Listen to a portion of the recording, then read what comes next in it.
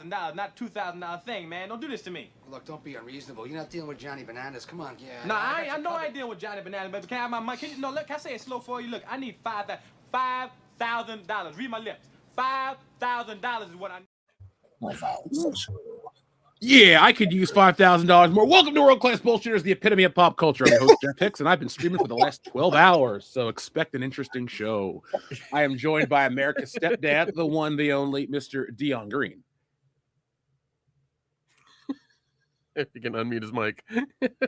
Well, that man chuckling in the background is the Bombay bad boy, Big Rig Nick Utam. Yep, glad to be here. I know you guys are tired of looking at Jeff's face. I don't know, man. I'm tired of looking at this goddamn computer and this wall behind it. I feel like Michael Myers. And then finally, we were joined by American Ramrod coach Kendo Slice. Yeah, I'm John Boyd with you as well. So let's go. All right. Now, folks, real quick, final minutes. The book closes in 4 minutes. We wanted to hit a nice round number of 10 just because we could unlock all the stretch goals. Can it happen in 4 minutes? Well, if somebody wants to donate $2,400, you can help unlock all the stretch goals for Stealing Solo. You can either donate or buy that many copies of the book. And if you do, I'll prorate your shipping down to the cost of a couple. So, folks, I streamed from 8 a.m., 12 hours straight, and we're here to do the WCBS podcast. It's going to be an interesting time tonight. I hope I survive. I hope I can care. I can care. It's been a long day. If it's any consolation, it's only 6 o'clock here, so you really only streamed for 10 hours. No, I streamed at 6 o'clock your time. I wasn't paying attention then. I know, but that's okay. We had a lot of people watch, a lot of super chats, a lot of support. The book moved a lot. So I want to thank everybody. You guys like these final stretch streams. So I gave you one. You guys showed up. I appreciate everybody. And now it's time for a fun show. Now, folks, a couple things as the countdown goes on. Last 3 minutes, I am the Marathon Man. Overkill was here. Enrique was here. Michael Scambati is a new member of the channel. Thank you very much, Michael. Hopefully you appreciate or enjoy the 12-hour stream because that stream is going to go to members only in a little bit. It's still processing. When you stream for 12 hours, it takes a little longer to process the video. So that being said, folks, we are closing out the book. It closes out in 3 minutes, and then we will be focusing on all sorts of fun stuff like the word of the day and a whole lot more. But guys, while we close out the book, I'm going to let the trailer play one more time. And folks, this is your last chance to act on Stealing Solo 2, The Power of the Farce.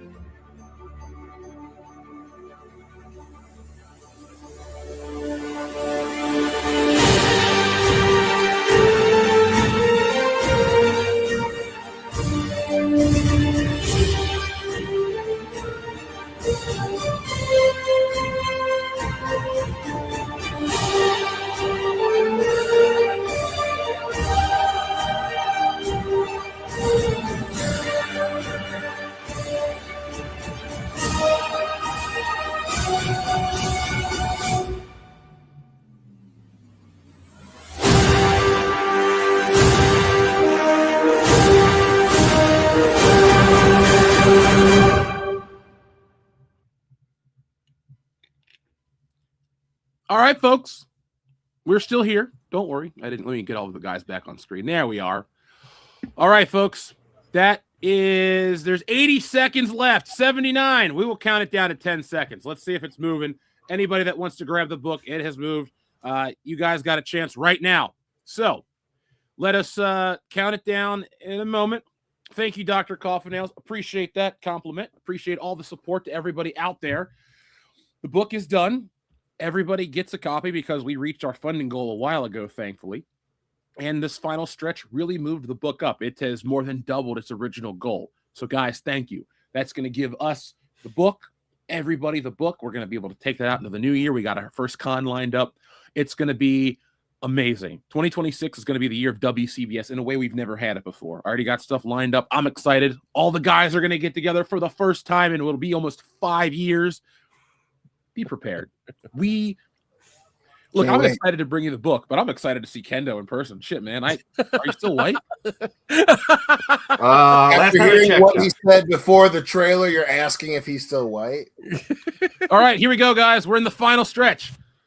Count it down with me. We're almost to 10. Here we go. In 3, 2, 1, 10, 9, 8, 7, 6, 5, 4, 3, 2, 1.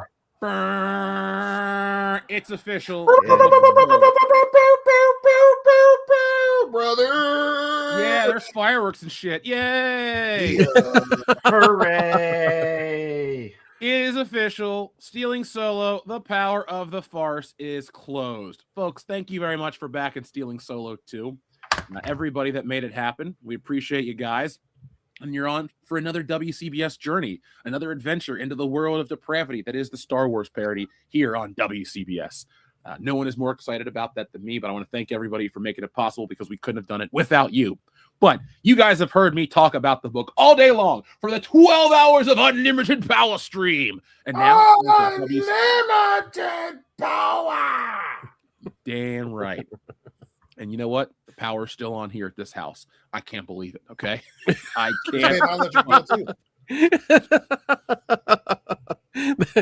I'm sure that chair has a nice imprint going on right now, Jeff. It's probably permanent at this point. Yeah, I know. I've had this chair for about close to 10 years. It's been burned in. Like before, I had this chair burned in in. California. Oh God. This chair has made a lot of YouTube videos. I've drawn a lot of comics in it. Don't let him match in there. The compressed methane might set your house on fire.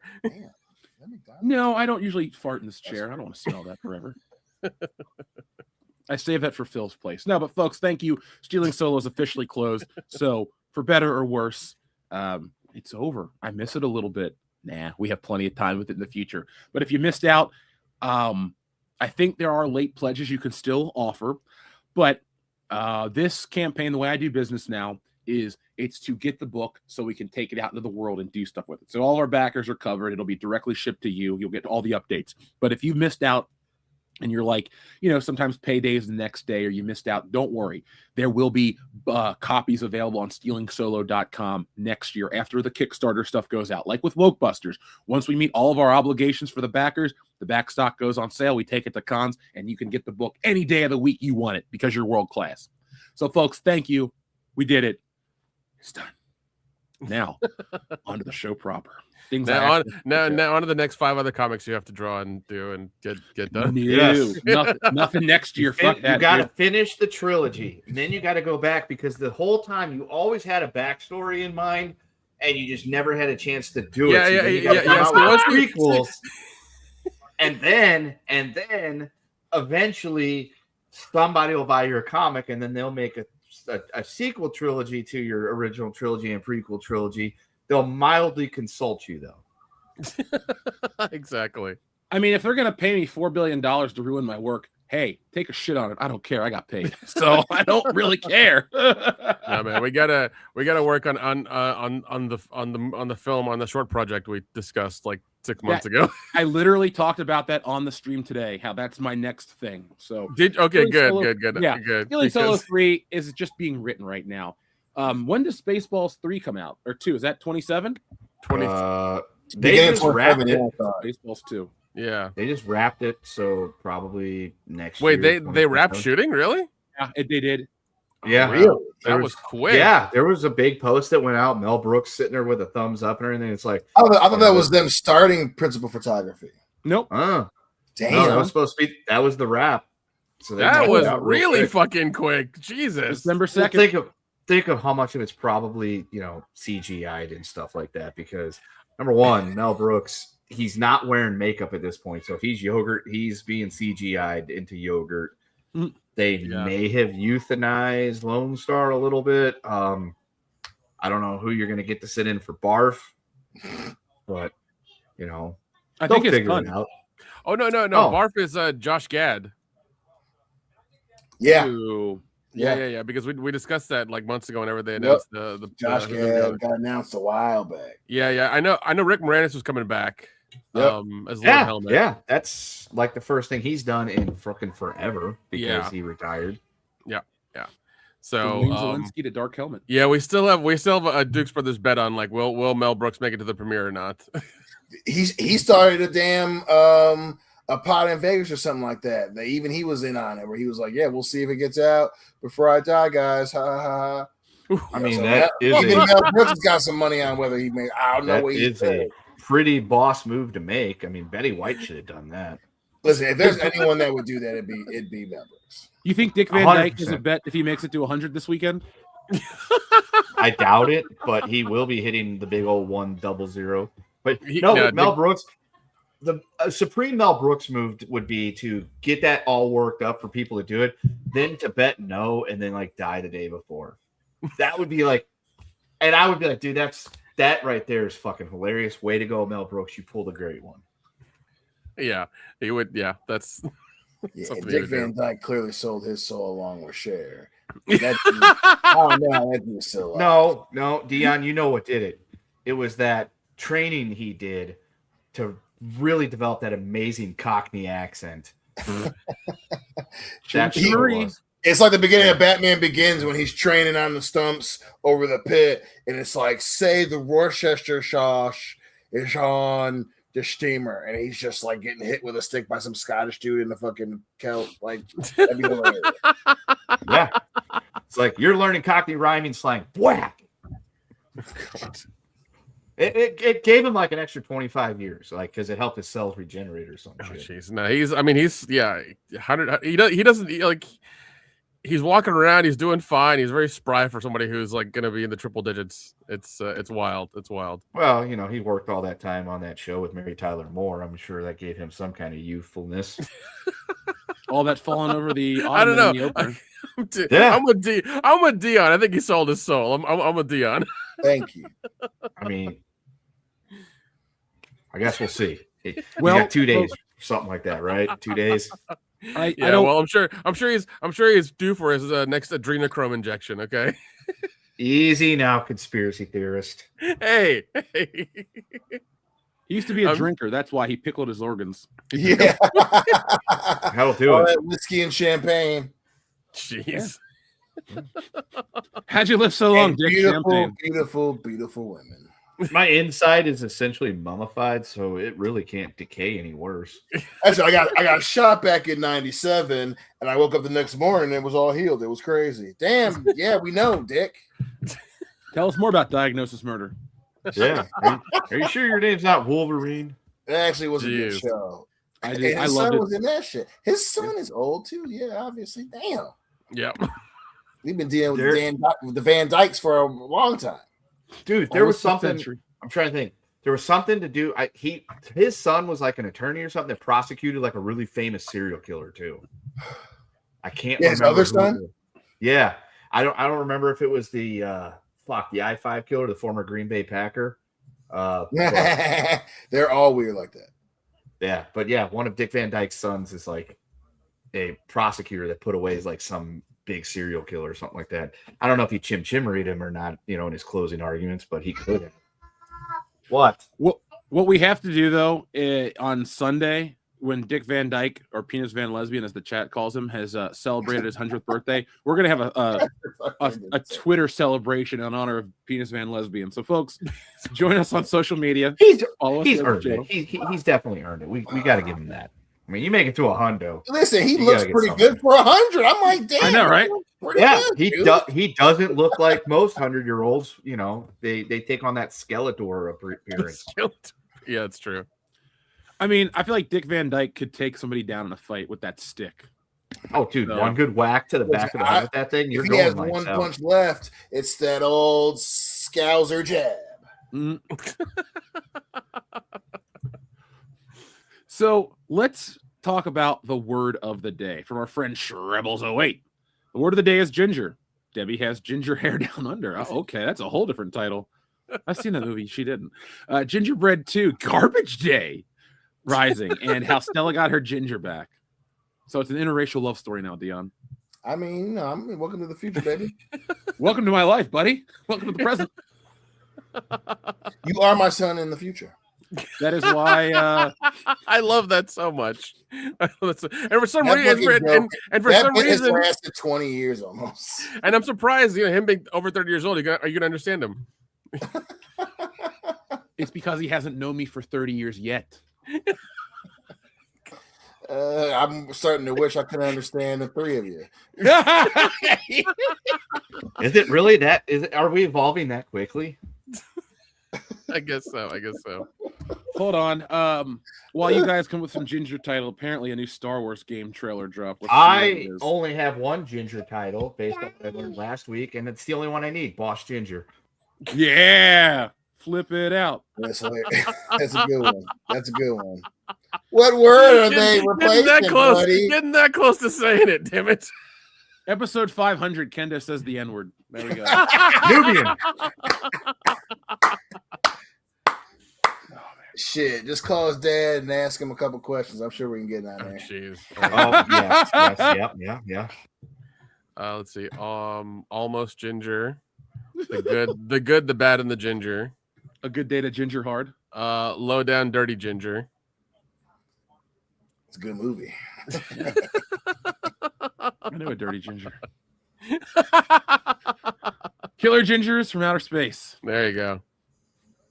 On a scale of how tired are you, 1 to Aquarium Jeff? Not that sleepy where I'm gonna pass out. It's just more of like the adrenaline is still there. Because he's Batman Forever water chase scene tired. Yeah. To get Aquarium Jeff, there needs to be more than just streaming. There has to be some performance non-enhancing substances being involved in order to get us to the aquarium. Drugs. Yes, we got it. That has to be taking place in order to get to the aquarium, Jeff. Yeah, like some downers or something. Yeah, just being tired is not going to make him aquarium, Jeff. No, I made it through the stream, all 12 hours, folks, and now we're going to stream for another 19 seconds. And that's That's fair. That's fair. Thanks, folks. Have a good night. Yeah, Ginger without a cause. There we go. Ginger all the way.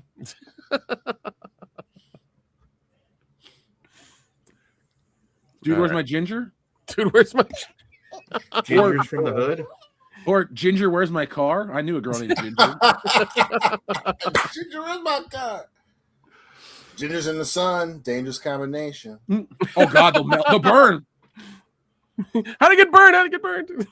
Any given ginger. An American Ginger in Paris. Oh, I've seen this one. It doesn't end well for anybody. Let's see. One last one for everybody. Let's see. Ginger. Oh, National Lampoon's Ginger Vacation. Mean Gingers. Ginger Will Hunting. 12 years of Ginger. There you go. If only you had to be a ginger for 12 years and not forever. I think a lot of people would be happier. Less sunburns. Yeah. More souls. I want to see a ginger person do a James Brown album. How do you think that would sound? I think it'd just be silence. It'd be soulless. So quiet. Pretty much. Listen, they got Rick Astley. They're doing all right. Is Rick Astley really a ginger or just a dude with reddish brown hair? Because he doesn't have the freckles and the skin. And he's a ginger. No. Young Astley was shaking that Astley. You dig? And now hold on. Are you telling me we're gonna make a new sitcom series called Young Astley that follows Rick before the Rickroll days? I would watch that. I would watch that awesome. every week it was on. That would be appointment television for me. Yeah, give it like a 3-season arc. That's it. Just that's all. We could literally write it. Yeah, do it on like HBO or do it on Max. No. You mean Netflix? You mean Netflix? No, because they would swap him. He wouldn't be Ginger at all. That's true. You said it, not me, Nick. You said it, not me. Yeah, I mean we're all. I mean Hollywood's consolidating into 3. One streaming army down, boys. Yeah, all the studios are consolidating into 1 now, or into 3, I should say. So. And I don't like it because it's gonna suck. The Unistream. I I mean, we already got Netflix. 150 bucks a month for Superman and Batman stuff. So that'd be nice. yeah, 150 bucks a month for 10 movies. Thanks. Or for just $1,000 per, forever, we will implant this chip in your head to allow you to stream whatever you want in your own consciousness. That's where we're heading. The robots. God. Yeah. And then for another Thank you, Ridley Scott. and then for another $1,000 you can get it without ads. Yeah. But that you have to pay annually. Yeah. And those ads would just be extremely tailored to you. Like you would just see yourself in all the ads. Yeah. Tennis. It'd be like looking into a mirror. But there's all sorts of products. I want to see a Vagisil ad with Dion for when you're not feeling fresh. See, now that's Somebody's fair. baking bread. It's Ad money is ad money. How much are you paying, Dion? Get the fuck And out of listen, here. I'll make sure my co-actor feels very comfortable. It's just you. So- You're acting against yourself. Yeah. It's like it's you and you. You're like it's like if we had a rerun of Full House, you're Danny Tanner and Joey and Jesse and Michelle and the girls. It's just all Dion. Am I Allstate safe black man, or do I go for a little bit of maybe Shamar more dangerous, but still take you home? You're black? just you. Oh well, Yeah. Or we gotta Jake talk from about State that Farm. Jake from State Farm's all right. From State Farm. yeah. He's Allstate. He's Allstate safe black man. Yeah. Wouldn't you rather be David Hayter or not David Hayter? David Harbor? No. Who's the fucking black dude that plays the president in 24? That's him, David Allstate. Hey, is it David Yeah, the Haber? Allstate guy. Dennis It's Haysbert. Dennis Haber. There we go. I'm Dennis, like, Haber, yeah, Dennis. He's David Pedro's, Dennis. It doesn't matter. It for people doesn't like matter. me, We're he is safe black Pedro man, you Serrano are. from Major League. The Ginger Bang Bus. I don't know about that movie. I feel like that's already a movie. Yeah, well, Yeah. they'd have to shoot. They couldn't shoot it in Florida, Miami. They'd burn. Well, did you hear about Bonnie it'd Blue? have to be in like Michigan or something where it's like cold and shit all the time.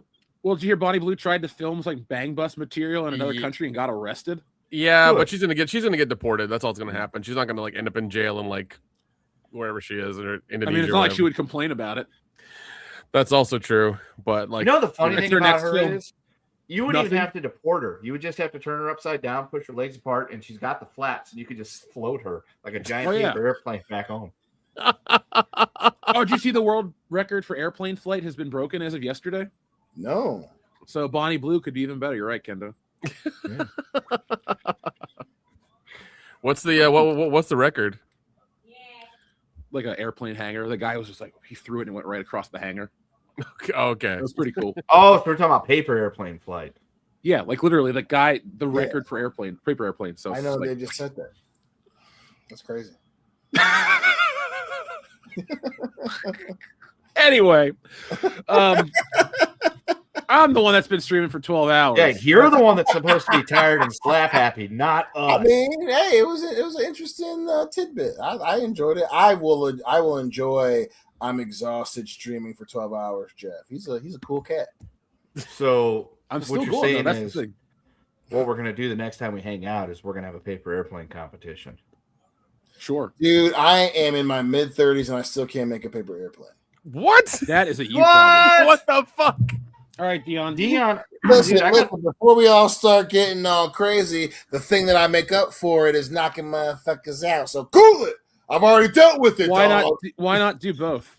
Knock them out and then throw a paper airplane at them. Just don't talk Yeah. about my inability to make paper airplanes. I was being vulnerable. I was accused. You know of what, being dude? a Every vulnerable guy. every restaurant we go to when I visit, I'm gonna make paper airplanes out of receipts every yeah, time. I mean, After you draw on them. I got You know, that reminds me of when we were in college and we were like, everyone had just had a fucking long week and we went to Luha's and you and Jake were just like, fucking drink your beer faster, dude. And it's just that immediately reminded me of that. Just because I can't make paper airplanes, I'm going to say what I said then. Dion. Come at We'll, me, bro. we'll teach you how to fly like put paper and get highlights. I'm a lost It's cause, okay. man. See, that's my thing. I'm not artistic. See, that's my issue. You don't have to be. You have to You know how don't to have to fold be paper artistic. symmetrically. Like that's all it is. Artistic. All y'all Yeah. are autistic. Are artistic. Yay! Welcome to World Class Autist. I'm So anyway, guys, I'm telling you guys. Artistic. I don't have. Can I you don't not have that follow a gene, man. YouTube video and make a paper airplane, a real simple one? Like Can you okay, tie you a know, tie? It is a simple one. I just can never get fucking figure it out, man. All right, buddy. I mean, I'm almost done right now. Like, seriously, I've been making one as you're talking to show you how easy it is. I'm not even paying attention. I have it. classroom full of kids that make paper airplanes because that's like one of our fun project things when we're in the force and motion thing is who can make their paper airplane fly the furthest. Here's the material you get. So should we do flaps or no flaps? Let's do the Bonnie Blue. Oh God! Ew. So you want me to just rip it open and destroy it? Got it. We're talking like 747 size flaps. This is more like a Concorde airplane. It's nice. It's sleek. It's aerodynamic. Get a flick of the paper's wrist. a little bit, but Dion, paper airplane on air. Maybe a step in that growth. Nice. All right. I drink, therefore I am. Wait, hold on. We got to read these in order, folks. Don't want to jump over overkill. He says, holiday favorite lineup. Last Gingerbread House on the left, Haunting of Gingerbread House, and Big Trouble in Gingerbread China. I like Last Gingerbread House on the left, dude. I want to make that as an AI movie where it's like literally like a grindhouse gumdrop violent movie, kind of like how Krampus was. Hilarious. Yeah. Yeah. By the way, I have a wall of cans from all the shit I drank today over here, so you might hear it fall over eventually. Okay. That dude done gone through a whole 12-pack of... Going through a whole case. Fuck 12-pack. There's one. Dude, I mean, even one an hour is a 12-pack. I guarantee you Jeff was drinking more than 1 hour. Especially if you're talking, dude. You got to keep that throat lubricated. I started with a French press full of coffee. Oh, good. Oh, by the way, while we were talking just now, I took a little index card and I turned it into a paper airplane as well. So, we're good here. Man, Dion, I'm gonna teach you how to make a paper airplane with the kids this Christmas. I'm telling you, man, I know what it is. You guys whatever bad paper. We're autistic. We're autistic apparently. Apparently we're autistic. Hey man, y'all the future, you know what I'm saying? But I just whatever that gene is, I just don't have it. I can't. You don't have the paper airplane gene. You don't have it. All right, listen. If we destroy ourselves, and if you all don't leave it up to me. Don't leave it up to me. Did you ever just fuck around in school at any point, or were you like walking this class, sat down here, books open, you were staring the whole time? You like never like fumbled around. His mom was a teacher, though. He was taught, how to handle school differently. Right. So. Oh, so that makes a lot of sense. My mom was a special education teacher. I'll be damned. I wasn't saying that. I just said your mom was a teacher. I didn't know what she taught. The things we learn about ourselves from our friends. You know what I mean? It's so like that episode of Quantum Leap. Nick, he's gonna look in the mirror. Yeah. That's how Dion's able to diagnose autism so easily. We will have that button next week, folks. The Quantum Leap button. Do it. Speaking of special needs, flip that too. That might be the button to use. Yeah, my mom was a special education teacher. Hold on before we start talking about Stupid Girl. I drink, therefore I am. Thank you very much. He says, Jeff, one jam ram and a message, please. Of course, ask and you shall receive on WCBS. I'm glad you're asking for those buttons because for some reason the other browser doesn't want to load. So here's this one. Jam ram. Still one of my all-time favorites. And here's Kendo's favorite button right here. Message! Message! Message! Great movie. John, I got a special button for you. Are you ready? No, bitch! He thought it was going to be a horse. Not today. So, folks, while I was live doing the closeout stream for Stealing Solo 2, the trailer for Supergirl dropped, and I did a live reaction, and I gave you my thoughts. So I'll go last this time. But, guys, I had you check out the trailer. Kendo, what did you think? Hated it. I don't know. It's just I was getting semi flashbacks to the girl boss moment of what would that have been 2019 when we got I don't even remember her name. Nick's ex-wife.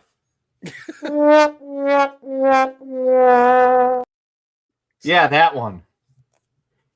I don't know. Tree Larson. Yes, her. I I'm not the hugest comic book person in the world. You guys know that. I have some. I read them at times, and I do have my niche favorites like the new Dick Tracy stuff. But I never watched or got into or read anything Supergirl. I don't know what a Supergirl's supposed to be. All I know is this didn't really strike me as, hey, go out and watch this, even though they did have a really cool Blondie song, and I do like Blondie, but I don't know. Just nothing about it was like, hey, go see that movie. Whereas like the last Superman movie trailer came out and it told me, hey, go watch this movie. Fair points. Nick. It looks like somebody's trying to copy Guardians of the Galaxy. It looks exactly like Guardians of the Galaxy. Dude, that was my takeaway. I was like, if you just CGI'd Star-Lord, this is Guardians. Damn, who's 100% in charge of Warner Brothers DC right now? God damn, I can't remember his name. Shit. Not the guy who directed this movie. No, that's true, but the point stands. Yeah, I mean, you're right, because like because I was looking at it, I was just like, yeah, if like this looks like, because you have kind of the same colors, even in the beginning when she's at like the bus stop and the ship comes down, like I think it's the same colors as the first ship he pilots or whatever, and just the whole ensemble of being on a planet with the other aliens getting shot at, and nobody likes her. It's like this feels like Guardians of the Galaxy all over again. Yeah, she just needed a Walkman with the super awesome mix. Yeah, and like you guys have said, it doesn't. I'm good for them for doing that. That's fine. I think they thought Supergirl would hit hard whenever the Superman movie came out, so they just did both of them. But I don't think it's gonna make. I don't think anybody cares for it. I really don't. Like people are super hesitant now for comic book movies. Like they don't want to watch them anymore. Like they're done with them. Dion, did you like the trailer? I will say overall, yes, I liked the trailer. Overall, I liked the trailer. Yes.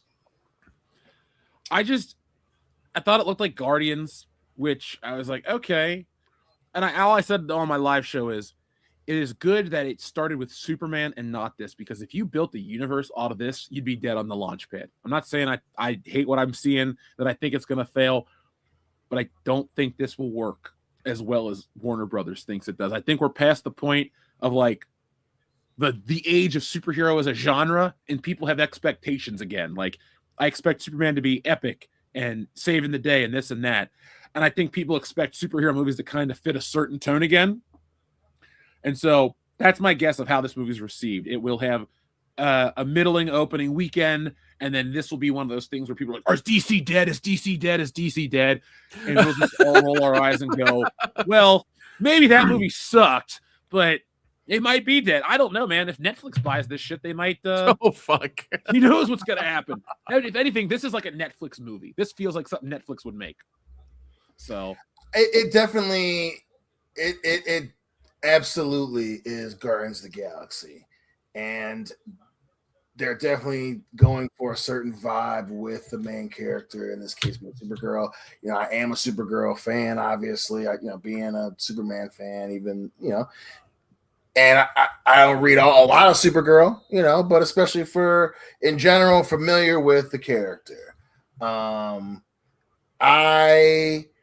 As much as I understand this kind of feels like 2015 again, it's a very 2015 feeling movie, very Guardians of the Galaxy. It's like, is this what's going to get me hyped for what I saw at the end of Superman? Because, I'm the type of dude, y'all know me, I get it. The same OG? I'm the same OG. But the people who like Superman, if you're now saying that you like Superman and you weren't excited, even just a little bit for seeing it when, thanks for watching my dog, asshole. That was, to say that wasn't kind of cool. I was born in the morning. I wasn't born this morning. People like that shit. So this didn't match that same response to that for me. So I'm disappointed because I'm not as hopeful for Supergirl on December 11th as I was in July of 2025. I'm like, this doesn't fit that vibe, but hey, you know what, Dion, maybe using that old formula will work. You know what it actually bothers me beyond Guardians of the Galaxy? You know what this looks like? This looks like fucking Hancock with a chick, and I hated him. Yes. hate that fucking movie. Like there is nothing redeeming about Hancock with Will Smith. I hate that movie with a goddamn passion. So I hate the movie too. My issue with Hancock is, and that's why I hate it, is because the first third of that movie is really good, and it takes a turn. Yep. And that turn is immediately left into a brick wall. That and that's my issue. I love that comparison. This feels like female Hancock. And again, the thread of you see Krypton, and I think they're doing Hancock, but they're trying to make it like Mad Max. And I'm like, I don't like that identity crisis right there. Yes, we get Supergirl's going off but she's still supposed to be Supergirl. Supergirl, and that's one reason why they're so close. They're very similar. Multiple issues of her being like, hey, I don't like that side motherfucker either. Their relationship is supposed to feel like, oh, that's Clark, and she cool, but she like him. I don't like the whole Wolverine sitting in the bar drinking until Sabretooth walks in the bar. Like if you're gonna if they do what they did in Man of Steel and she letting people die and shit, that's different. That's a different character, and I don't like that. And that's what fucked up DC 10 years ago. I can't wait. Honestly, more so than the movie, I am just excited for the discourse. I think I'm actually going to report on what people are saying and respond to that just for fun, because it's going to be like, I haven't watched any reviews of this trailer or anybody's take because I've been here, but I can't wait for tomorrow. Like, I've said my piece. It's too early to rail on something, but I wasn't impressed, and I got Hancock vibes, and we'll find out in July. You guys want me to review it for the channel? I will. But I hope it's really not a whole movie of like, basically, what is that movie with Dudley Moore? Arthur in space. Like, that's what this looks like to me. So I don't know. It doesn't look good. And like, once again, I know we're past that whole girl boss era. I didn't get that from this, but I'm sure some people in some arenas of the internet will be like, well, because they have to build up their brand, or else people won't watch them. Like, that's true. That's true. They have to, they have to kind of BS their audience so they can get numbers and pay their rent. That's fine. I dig it. I dig with the hustle. Yeah, you got to respect the hustle, but at a certain point, your rumors have to pay off at a certain point. Hey, people are supposed to get fired any day now. That's true. But now that you say Hancock, like when she's lazy in bed, I'm like, that reads as Hancock. I get that for sure.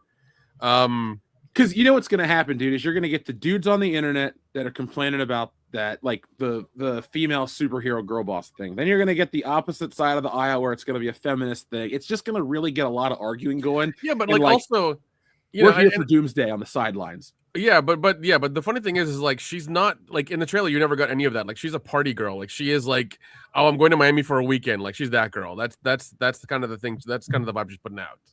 Are you saying she's a woo girl? 100%. That's what I'm saying. Supergirl is a woo girl. 100%. Kenda, 100% she is. She gets up late. You see her constantly drinking throughout the whole trailer. Like, she's a woo girl. She will do anything for a shot of God knows what in whatever bar of whatever corner of the galaxy she's in, at whatever bar. That's fair. I mean, I get that too. So she's a woo girl. Yeah, she's a woo girl. She's 100% a woo girl with superpowers who can fly and like laser beam shit. So that's what she is. I will. Is it bad that halfway through this trailer I thought that was like a euthanized version of like Billy Piper? Like, is that the chick from Doctor Who? And then it's like, no, she has that look. She has that look. She has that look. She's British. Look at those teeth. That's 100%. Maybe that's what it was. I was just like, is that Billy Piper? No way. Well, she's actually Australian, but okay. G'day, mate. Let's put another shrimp on the barbie. I'm Supergirl. Dude, if she had a thick Australian accent, I don't care if this movie's garbage. I'm there for the whole thing. That'd be awesome. It would be so. I'd watch that. You didn't think Supergirl was gonna be a Sheila? I'm here to fight kangaroos, and you know what else? Yeah, if she used all the slang of Australia and had the thickest Australian accent, I'd fucking watch it 100% to be there. Crikey, it's the bad guys. This would be my movie of the year for every year. It's like, man, when Supergirl had such a thick accent, you could cut it with a machete. Crocodile Dundee. Dude, I would. Yeah, if she was Crocodile Dundee's daughter, I'd be like, you know what, let's do it. Paul Hogan, Sorrell. Movie of the decade, movie of the century. This is what we came to see. Supergirl fight kangaroos. I'd be there for it. I would be there for it. Wait, Russell Crowe already played Superman's dad once. Yeah, Let's bring him back. That's true. Fight around the world. Fight around the world. I need a John Lager there, cover. There we go. I'm watching. Instead of Blondie, you got Men at Work as the soundtrack. I'm down with it. I'm down with it. I'm down with it. It's fine. It's fine. I'm Supergirl. I don't come from the Krypton. I come from the land down under. Where's my Vegemite? Yeah, that's her weakness. No kryptonite, Vegemite. Oh, yeah, Vegemite is disgusting. Vegemite's not bad. You know what? I've worked myself into wanting to see this fucking movie now. Fuck it. You know what I'm saying? She comes from the planet down under. We should just make it to where we go see the movie together and we're just yelling shit out in fucking Australian until they throw us out of the theater. Dude, I'm down. Hey, Nick, you know what we're going to be able to do in the future? What? You can feed these movies into AI and use AI to dub her voice with a thick Australian accent. That's true. That's true. We'll call it the Outcock cut. I mean, that's her last name, so. Yeah. Oi, where's me dad? Billy! Jeez. Hey, I we rewatched changed the Superman logo on her chest. We can do AI. We just changed the theme song to every time she's flying around. It's not like a Superman, Supergirl theme. It's that "Don't Be Rama Rama" song that fucking Medicare used to use. That's what we need because that's Australian. Land down under, dude. It's like we could use that too. AI is getting better and better every like 3 weeks now. It's insane. So by the time the movie comes out, we can just take a copy of that movie and make our own movie in like a week. Oh yeah. Dude, I'm gonna start doing that once AI is there. It's like, here's Man of Steel. I don't know, man. It's Superman in color. There's what is the new one that's out? It's I forget. It's not like Google. It's something else. Sora? But yeah, no, it may have been Sora, the Sora 3 or whatever. Something that's come out new. It's like 1-to-1. Like there's no more mistakes. It does text like dead on. Like you can't. There's no more like finger problems or whatever with any of it. Like it's there. It's scary. It's there. So. I'm going to replace all of us on the show with AI versions, and we're just going to go to a beach. Dion, you're not even going to have to show up for work anymore. The AI counterpart's just going to do your job for you. Well, you can't just be me, baby. I don't want to get completely replaced. No, I'm on vacation. Doing a little reading here, and Amelia Alcack is from Sydney, New South Wales, Australia, mate, and we know somebody that lives there, so he might be able to find her. Hey, would you like to redub this movie with a thick Australian accent? We'll even call Paul Hogan if you could get us the connect, and he can help. Is he still alive? Paul Hogan, yeah. Hulk Hogan's the dead one. I know that. I just thought Paul Hogan died a while ago. Oh God, he's 86. Hulk Hogan, Hulkamania never dies. That's Terry that's dead. Dude, that's Paul Hogan, man, look at him. He looks rough. Holy shit! Ah, jeez. He looks like he's been spending a little too much time in the outback. God, he is no Dick Van Dyke. A dingo in his youth. Shit, he was in his 50s when Crocodile Dundee came out. Jeez, really? He might have been in his 40s. Still, though, I mean that's why I don't need to spend your days out in the sun all the time. Jeez. The lady from Crocodile Dundee was kind of hot. Oh yeah, yeah, the outback, mate. If the abos don't get you, the sun will. We need to get we need to get Kendo a hat and a knife. It's not a knife. This is a knife. There you go. I see you've played Knifey Spoony before. Yo, we got to get Reginald Bell Johnson for Supergirl. He's got to play the limo driver in Outer Space. Oh my God, dude! We have rebooked this movie. I actually want to see Supergirl now. The Outback cut. That's what it's called. Outback cut, dude. Oh, I love it.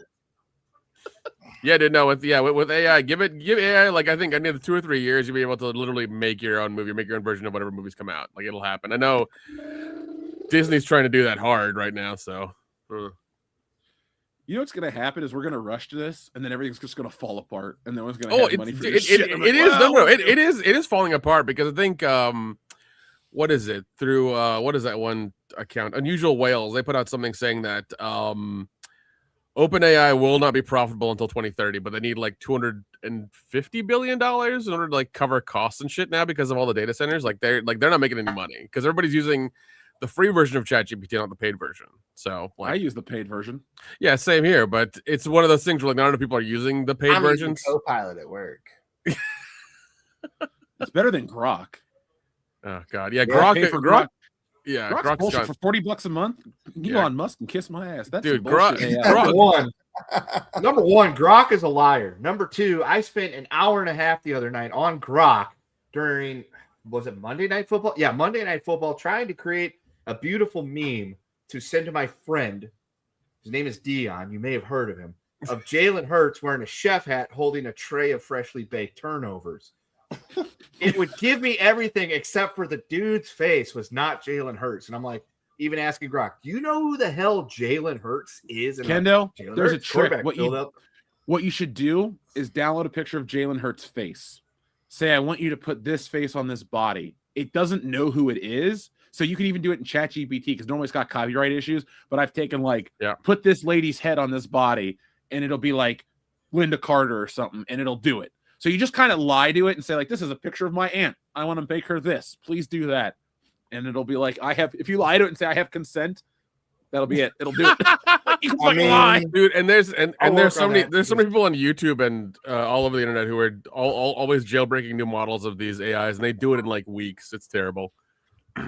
Because they'll use like poems, they'll use the grandmother method and things like that still exist, and like they'll break it entirely.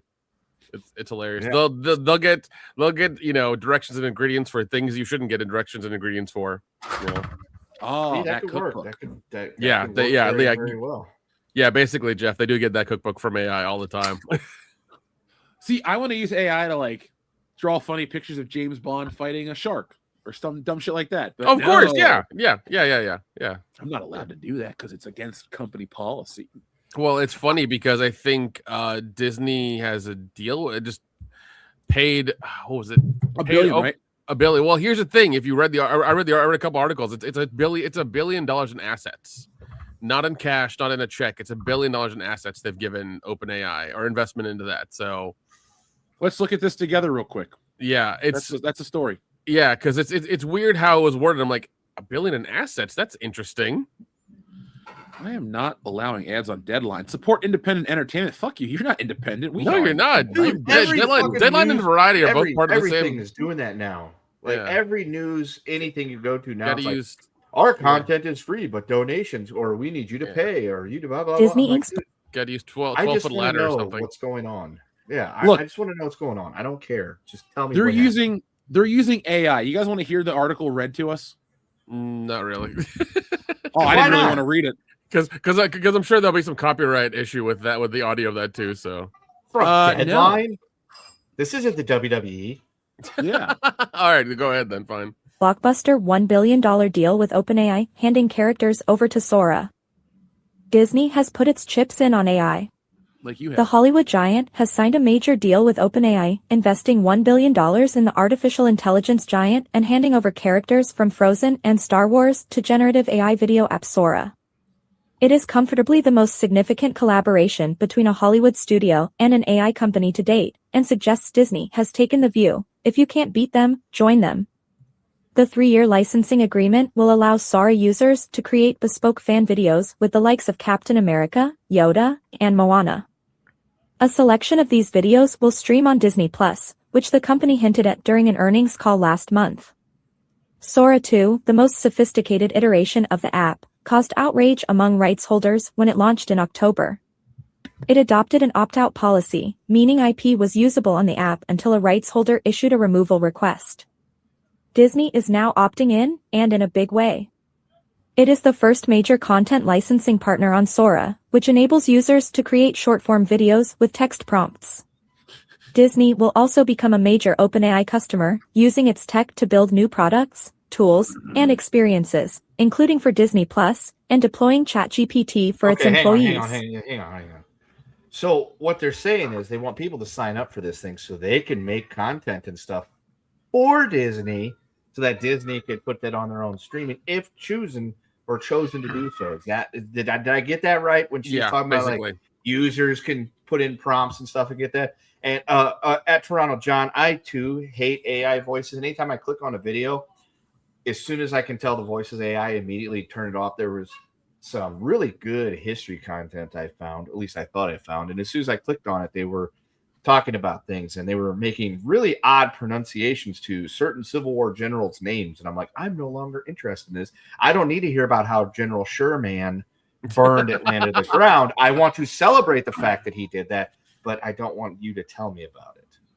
Yeah. The AI voice thing, that's it's so lazy. It is, but I mean, that's how all like it's funny because all these companies are adopting AI, and it's still especially for creative stuff, it's weird how they're trying to get it to prompt generate like Mickey Mouse doing stuff. Like it's crazy, but it's not going to do exactly because even like the Coca-Cola commercial that came out a month ago or whatever used 70,000 prompts to make that commercial, and it looked like so much work when you could write the commercial. I agree. You could have had people animated like old school style. It would have been fine, but they chose to use AI and have like a bunch of people just keep prompting it until they got it. And here's the thing with a lot of the video stuff, you only get like 4 to 6 seconds of video, and then what you have to do is take that last frame, put it back into AI, and have it continue the video. And sometimes it won't even do that correctly. It'll like morph the person's face or whatever, and it won't look the same every time. So like you have a problem with that. So 70,000 prompts for a 30-second Coca-Cola commercial is stupid. Yeah, the thing is, you can have ChatGPT write the prompts for other AI programs because I've tried that, but the weird question I have is, so it says characters like Captain America to Yoda. Is it cartoon Captain America or is it Chris Evans? Did Chris Evans, when he signed his likeness away, is he now fed into AI? Is he fucked? Oh no, dude! If you sign your if you do anything with Disney, I'm sure your likeness is like already like you've sold a small like portion of your soul to them as well too. I bet you Robert Downey Jr. won't have to put up with that crap, and I bet if the other Marvel actors were like, hey, we don't want to be fed into AI, he would stand up for everybody. Oh, 100% in the past. 100% he will. 100%. And they're not going to they're not going to piss that guy off. That guy's their cash cow. He's their right now, dude. Right now, no. Yeah. They are so desperate for Marvel money that they're bringing him back as the bad guy. Like they think that's going to move and tickets. That movie's not going to do as good as they think it is. I don't care what trailer they show happens. Like, I don't think it'll do well. I really don't. Hey, Dion's actually playing a villain in that movie. He's Pace Pot Pete. So the trap star. No, I'm glad we're talking about this subject matter because I'm very I'm ready for the future in certain ways, but I really see a quick entertainment collapse. What I think is going to happen. It's happening. No. Play with this. Prices of streaming are going to go up. People are going to cancel that. They're going to go to pirating. There's going to be no money for entertainment. There's going to be a lot of homeless actors and shit. Piracy. And people. Yeah, piracy has shot up to like the levels it used to be before streaming was before we had the big 3 streaming platforms before like Netflix, Hulu, and Amazon. A reason for that. Like it's really insane because like it's shot up so high now. It's incredible. If you look, I mean, even for people making computers for things I've done, like making a movie server, like that stuff shot up as well too. Everybody wants to get the the stuff to do it. They want Plex or they want Jellyfin or whatever to make it themselves. Like they're tired. They're beyond tired now because they don't want to have to keep paying for shitty media, especially if you pay for Netflix 4K and it's not really 4K. It's only kind of 4K. Yeah, I'm downgrading mine. Yeah, because there's no possible way with a basic home streaming service you can get that kind of bandwidth for 4K. It's not going to happen. It's not possible. I mean, maybe you get like really good audio, but even that's like really going to be choppy. So it's I mean, yeah, the 4K thing is nice, but I mean, I don't see it. It's just an advertising thing. There's no way they'll be able to do it. Not going to fucking happen. Well, I only upgraded because I was excited for Beverly Hills Cop 4 and I wanted to be able to watch it in the greatest format possible, and then I didn't downgrade, and I'm like, well, shit. Yeah. No, I get it. But it's just, all these promises and things like that. The one, like, especially Prime, I fucking hate Prime, where it's like, oh, you pay for it for a year, but you still have to rent like fucking movies like an idiot. and watch ads. And watch Yeah. ads. Like I don't get like I understand they're like even ads in general. It's like fucking it's bullshit. It's stupid. I hate it.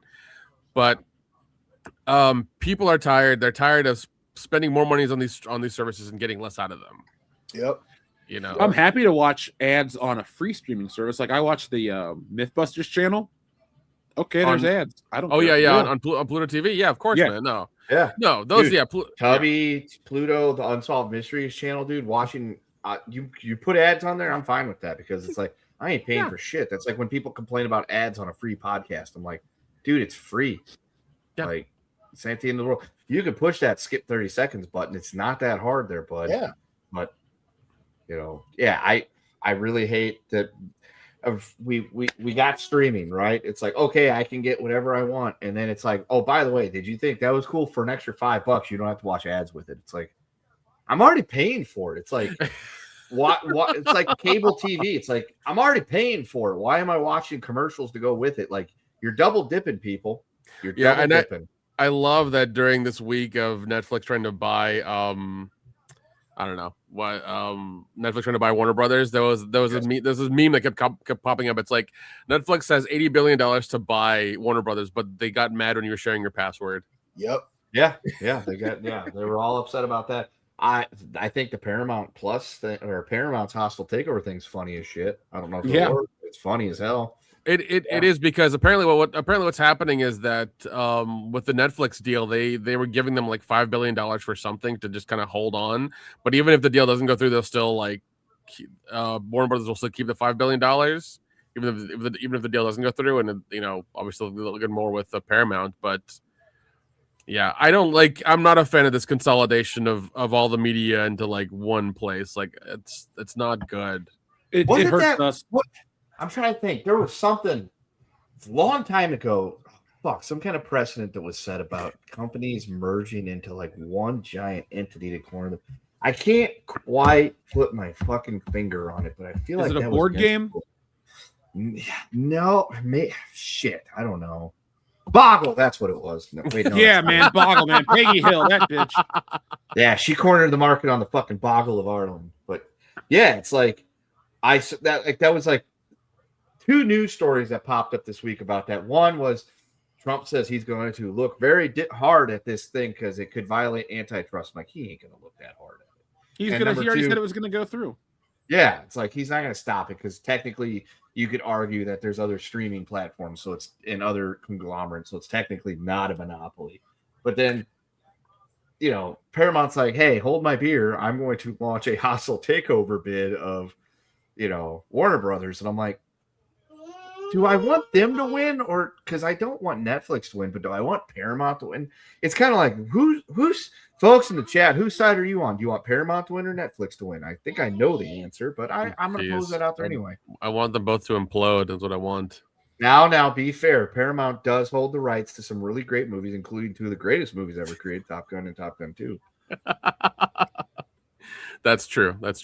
But also, it's just I don't know. I'm just not a fan of like the entire monopoly and media consolidation, all the other bullshit. Like it's just bad for consumers.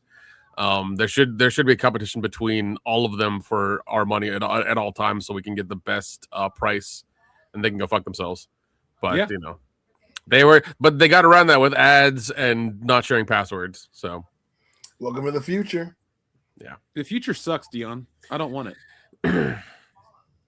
Yeah, I want to go back. Where? Back to the 90s.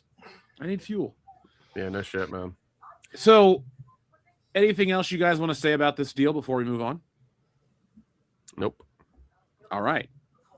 Our friend, now we're going to read these all in order, but this one popped up about it. Disney dropped $1 billion into AI, and the AI voiceover tells a more convincing story than a Disney movie ever will.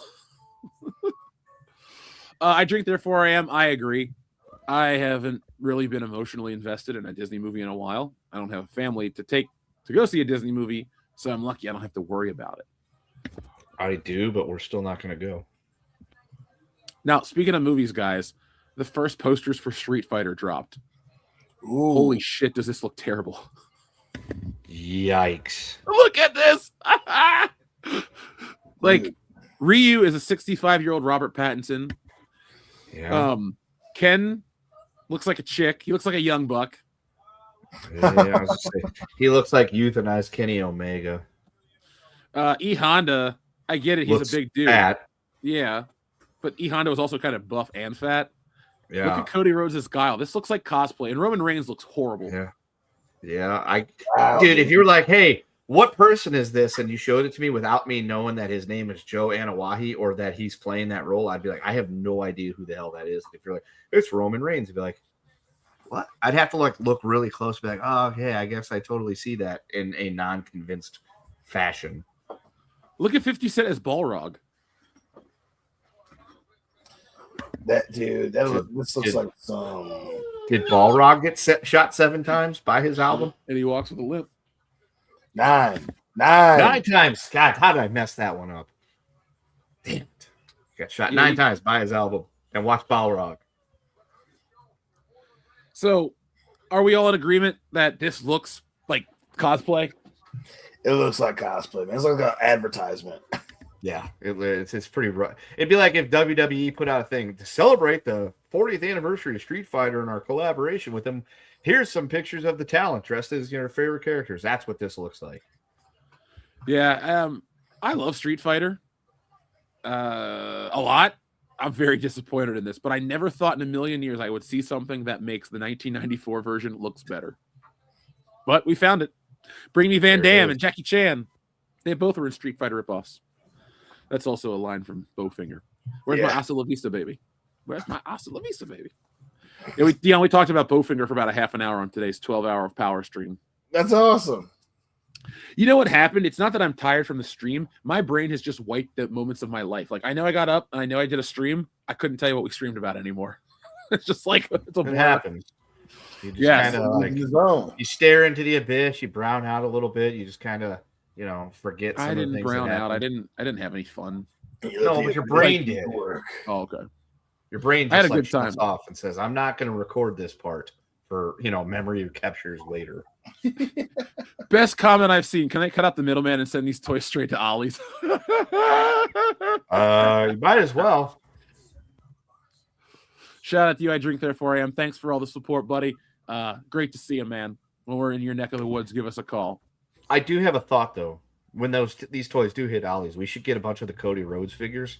And then if AEW is ever in anybody's neck of the woods, go there and try to get the Cody Rhodes figure signed by the Young Bucks or Omega would do it because he seems like he's cool in that way. But I think it'd be fun to drop it in front of the Young Bucks and be like, hey, can we get your autograph? That's pretty good.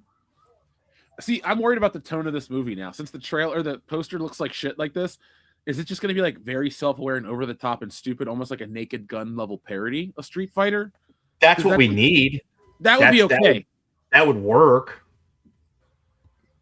But if it tries to be serious, like, oh no, M. Bison's taking over the world, it's reanimated Raul Julia, we can't have that, then it's not going to work. Who is playing M. Bison in this? I can't remember. Because have you seen the Street Fighter WWE toys that are coming out? No. Because The Rock is M. Bison. Oh, that's pretty fitting now. Yeah. Let's see. Movie. Not Raul Julia. Let's see. 2020. Oh, that was the good version of watching M. Bison on film. We will never get anything that good. Oh, it's David Dalmakian, the guy from Late Night with the Devil. Oh, wow. Okay. This and Jason Momoa's Blanca. This movie has to be a parody. So, like this with this cast, it literally cannot be a serious film. Yeah, I doubt that it's serious. I don't think it can't be taking itself too serious. Let's hope that's what it is. Let's hope they're not taking themselves. They're like, we're literally going to just fire this stuff. Batman, the Monsters of the Gridiron cards, that's an amazing fucking callback, and you are my MVP of the stream for bringing that up. Oh, I missed that. Yeah, they used to do a thing, I think it was Coca-Cola, did a thing called Monsters of the Gridiron, where they would take like NFL players and like dress them up as like spooky characters and things like that. And the best part was you would buy like 12 packs of Coke. My grandparents would buy Diet Coke like out the yin yang. So I would get like the cards, and if you took them into the closet, you could put a flashlight underneath it and you could see the scratch offs for the winner. And I would scratch all that stuff off. And I sent in like 20 of those things, and it's like you can only send in one per envelope. Here's the top prize, and it was like a t-shirt. It's like, fuck. But I did collect all the cards. I did do the grind to get all the cards because I really just wanted Derek Thomas, and that was the last card I ended up getting in the collection. So this is the new Street Fighter? Yeah. It looks silly as shit, but that's what we're hoping they're going for. I heard what was it? The guy from Flagrant, Andrew, whatever his name is going to be Andrew Schultz is going to be involved in this as well too. So because I saw on his social media that he was filming for a bit. They gave him like hair extensions or something, and he was going to be in it. I'm like, all right, good, whatever, cool. So yeah, he's Dan. He's Dan. Yeah, this is definitely a parody movie because Dan is a Street Fighter character that has like, if everybody has like a power level 1 to 100, Dan's got like a 4, and he does like a really weak move, and he's terrible, and you have to be really good at the game to play. This movie is definitely a parody. Yeah. So I guess I think it looks like shit, but it has to be. It's called an American martial arts film. Oh, jeez. It's a reboot of the series, and it features an ensemble cast. Ah, God, fucking reboots, man. We don't need. I mean, like, I'm like, it's one of those things where like reboots suck, and also I know that there's one coming out, the Anaconda movie with Jack Black and Paul Rudd. Like, with them in it, already makes me interested, and I hope it's at least funny. Like, I really do. Oh no, this movie's going to be set in 1993 as well, so it's going to have that bullshit 90s nostalgia angle. So they're really trying to go hard in the paint. Yeah. And it's getting an IMAX release. Street Fighter? What the fuck? If I go see this movie, it's not going to be an IMAX. Like, I'm not feeding the Yeah, oh yeah. I'm not feeding the beast. I won't support Mortal Kombat in IMAX. Wait, there's a Street Fighter trailer that dropped? Oh, what? Come on. No way. Did we miss how many trailers are going to fucking drop today? Are they talking about Supergirl? Because we already talked about Supergirl. No, they got to drop them all now this month, so you get like all Dick Hard and Retard Strong for next month. Yeah, they did drop a trailer. Holy shit. Oh my god. Sex nuts and retard strong, Nick. Damn it. Why do I have to keep correcting you? Wow. Sorry, whatever. 52 minutes. Well, should we give a live watch of the trailer and react to what it? We're going to do is this. I want you guys, I'm going to do what I did earlier. I'm going to watch it on my phone and let people see my face. You guys watch it at home, and then we'll all get back in 55 seconds, okay? All right. So, folks, am I able to switch tabs right now, or is it still messing up on me? It's still messing up. Okay. What we'll do is I'm going to mute myself. I'm going to check out this trailer. Oh, yeah. 46-second trailer. Let's see what we got.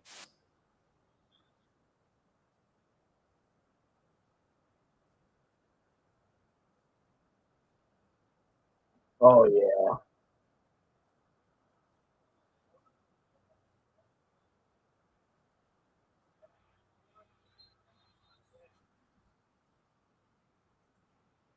Alexander Volkanovsky. I'm not even done yet. This looks fucking terrible. Yeah, it is. Yeah, like you said, it's definitely trying to do the. Yeah. I'm just not seeing this movie. Like, that's the end of it. I'm not even. I was gonna make a joke like, "Oh, we'll see it." I'm not watching that movie. Fuck that. I'm done. To be fair, they do have the car breaking competition, and that ain't gonna sell me a $20 movie ticket. No, definitely not. But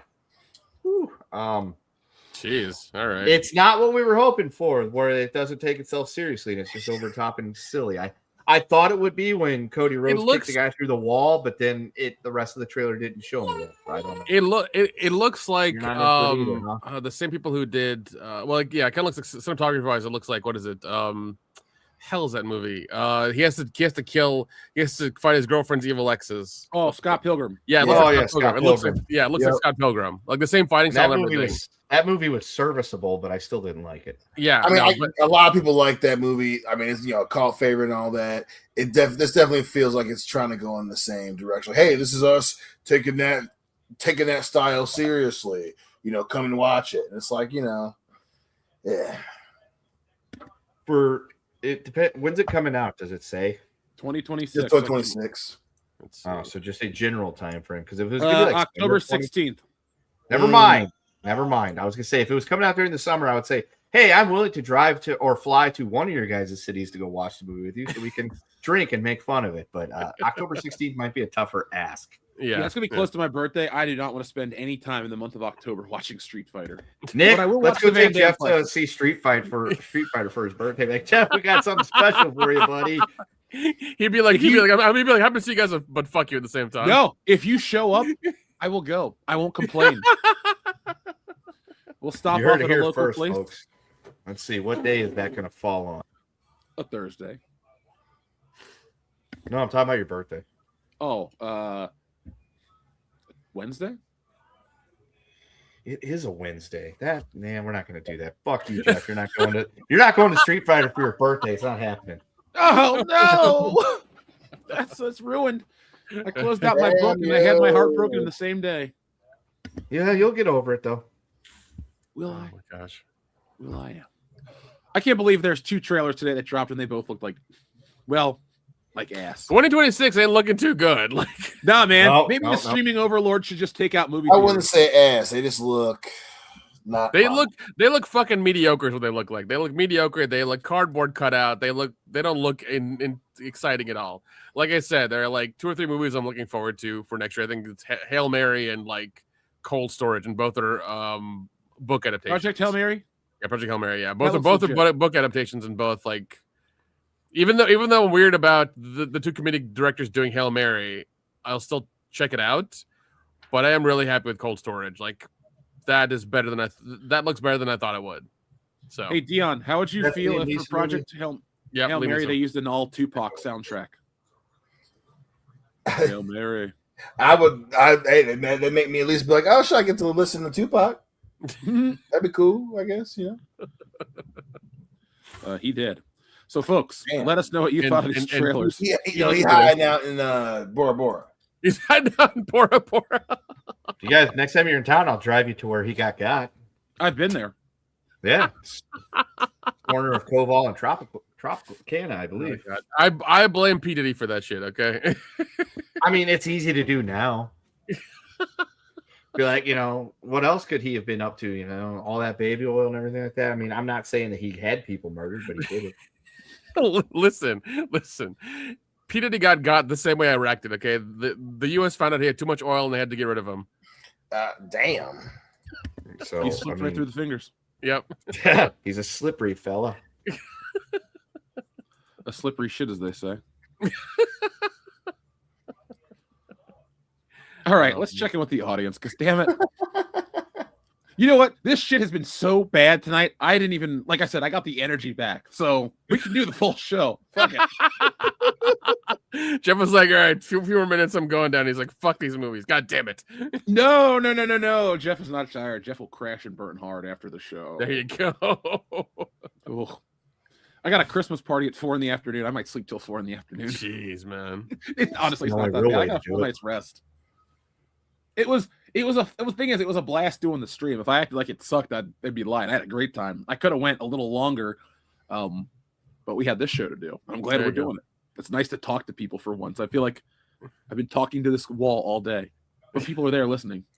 Now I know what the Joker feels like. Somebody in the chat earlier was talking about how Jack Nicholson Joker's being shit on. Look, we are a pro Jack Nicholson channel on this. 100%. show. 100%. We love that 100%. Joker. Yeah. We disdain Jared Leto though. Like he can go, Yeah, that dude. 100%. He's the problem. Yeah, and Tron Ares was terrible. Dude, I just like from that Twitter account, Donna Discs, I saw the collectible steelbook 4K. Like the art looks good, but I am buying that shit. That would have to be a free gift. 100%. I still wouldn't watch it. 100%. I'm happy that I have the steelbooks of Tron and then Tron Legacy. Like, Yeah, I need to find those out in the wild. so good. All right, so our friend Superman, aka the True Wild One, says this feels like a Guardians movie because the OG story is a lot like that. It's not the greatest story, but I'm giving it a chance. Also, it has Lobo. Yep, that was a big thing, and I think it's more of a vehicle for Lobo than it is for her.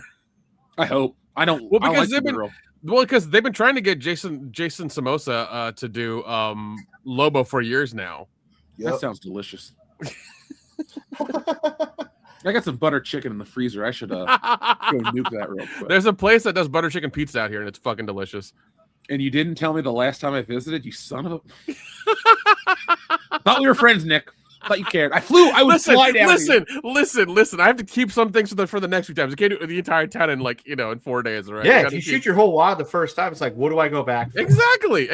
Well, Nick isn't going to move, so I go back to hang out with him. There you go. Okay. I'm sorry. I thought our friendship was more important than butter chicken pizza. You thought wrong, apparently. Well, as long as we go back to the Italian place with the Greek guy. Oh, fuck no. Giant portions. Yeah. Dion, Nick got a Greek plate. I swear to God, like it was like a platter that you would serve a turkey on for Thanksgiving, and it was full of he just looked at it, he's like, what the fuck? It was giant. It was like 20-something bucks. Yeah. It was like $20. It should have been 60, but it was like 20. I'm like, all right.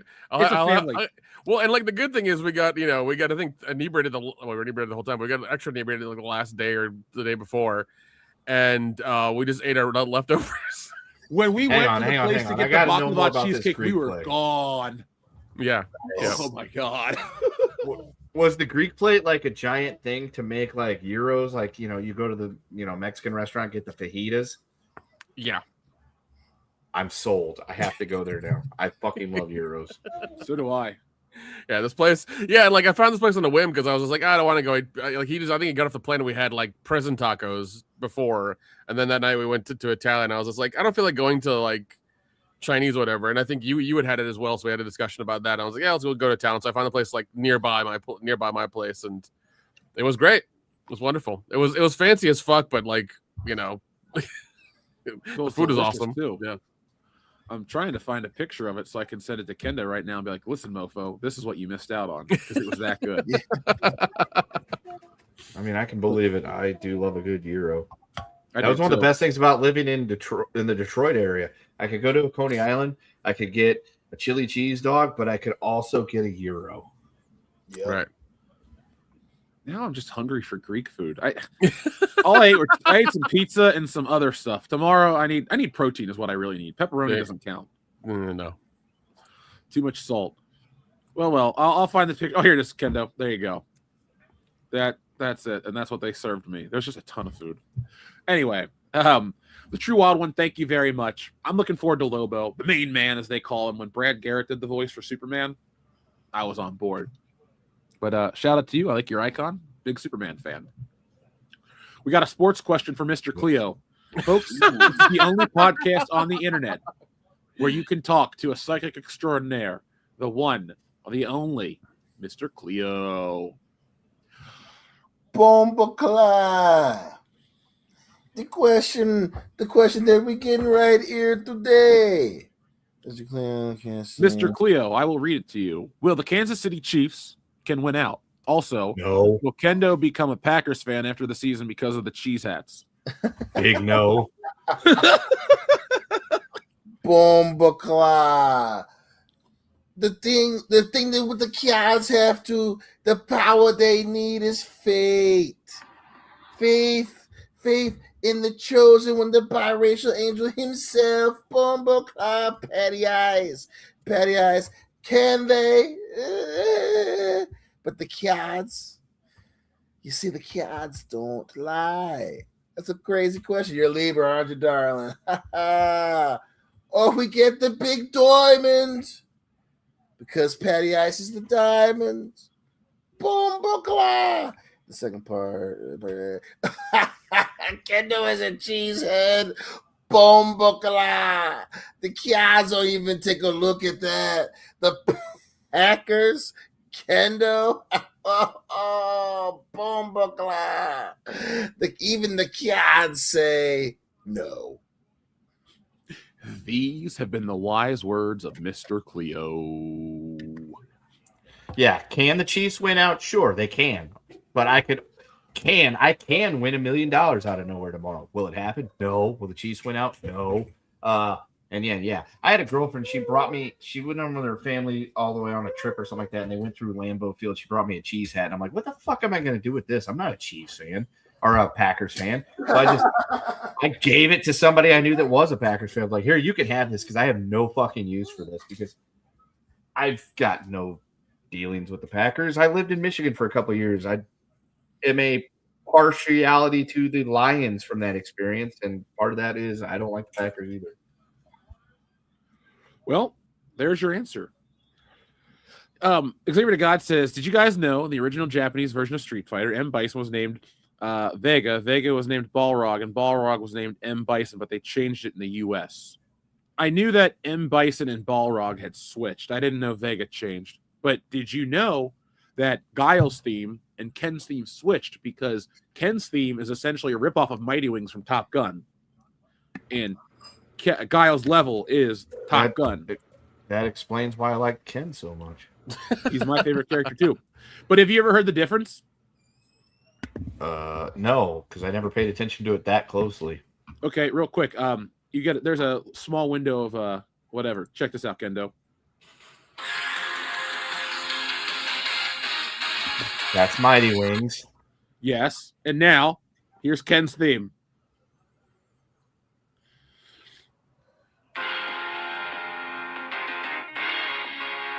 That's Mighty Wings. Yeah. So I'll play the rest of the keyboard. It's like when Coldplay ripped off Joe Satriani, and they're like, "No, we did." It's like, dude, that's the same fucking song. Come on. Yeah. What, Viva La Vida? Yeah. No. It's, you know what? We're of the age when people say Coldplay, it's usually followed up. You know how I know you're gay, like in the 40-year-old version. Thank you to TLJ Screwjob for being a member for 34 months. TLJ Screwjob says the trailers like Supergirl and Street Fighter. Theaters aren't making money, making it to 2027. Remember when I thought that it's neat to see a drive in Forson City? Now that's neat is just to find a movie theater. Yeah. I called this shit like 5 years ago where like the theaters, they're going to be less and less theaters. And like, I know Regal and AMC have slowly been cutting back on their theaters and selling whatever. Cause I know there was one in town here called Hollywood 24 and they sold that like 2 years ago because nobody's going to it. It was giant. It was in the middle of town, but it was in such an awkward spot that nobody could barely get to it. And they just had to like close it down. I'm writing that down because I'm going to make a video about this. Yeah. And I think what's going to happen is like the independent theaters, the smaller ones, and even the smaller ones that the big companies own are going to be the ones that will kind of keep them afloat, but they're going to have to really like dwindle it down because especially with the consolidation of Netflix and this bullshit, and with the rule that happened or the law that happened right during COVID when like they didn't need as much time in the theaters to be eligible for Oscars or whatever the hell that rule was that happened. I forget. But that went out the window. So yeah. I really hate that the theater model is dying because I enjoy going to the movies. Same.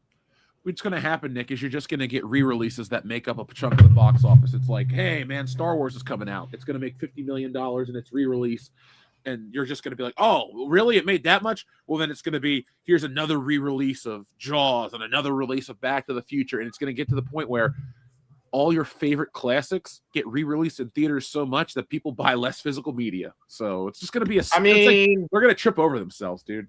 I kind of already own all that stuff. So it's like, if they want to I think they are re-releasing Star Wars, aren't they? Yeah. 2027. Yeah. So I'll go see that. If they want to re-release like Top Gun in theaters and all that stuff, I will gladly go see it to say, look, I can check that off because it's like during the time of the COVID when they were like my local theater was showing all the old movies for like $5, and I was able to go check off Gremlins and Ghostbusters and Back to the Future and Back to the Future 2. I'm like, these movies I can say I've seen in theaters, even if I was this big the last time they were in theaters. I can totally do that, man. Dude, I did the same for Batman 89. I was 6 months old when that movie came out. August, it was the best I've ever seen it. Yeah, it's like I could totally do all this stuff. Yeah, because what was it? The theater here at the Plaza showed Trancers 1 Tuesday. I went to go see that. That was awesome. Thought I'd never see Trancers in theaters. Neither did I, Nick. I mean, we are getting a brand new Silent Night Deadly Night this weekend. So. Yeah, but he fights Nazis.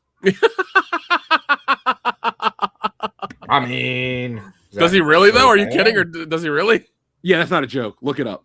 Like he actually goes to a Nazi rally. I went, I'm out of this movie. Oh fuck! Oh, come on, man. Because I was gonna say it. The people who make horror movies aren't as smart as they think they are, and their social commentary means absolutely nothing. But dude, I hate when you when you do that kind of shit with movies in general. But like horror, horror is supposed to be the redheaded stepchild of like the entire industry, where like it makes you money in the months that are really slow, like January, February, March, and then that's it. And it never wins an award. It doesn't do anything more than just make sure you're afloat. But putting a message in it, I know they did this a few years ago with "It's a Wonderful Knife," which was a terrible fucking movie. Oh my god, it's on par with like 2019's Black Christmas. Like it was that bad. Damn.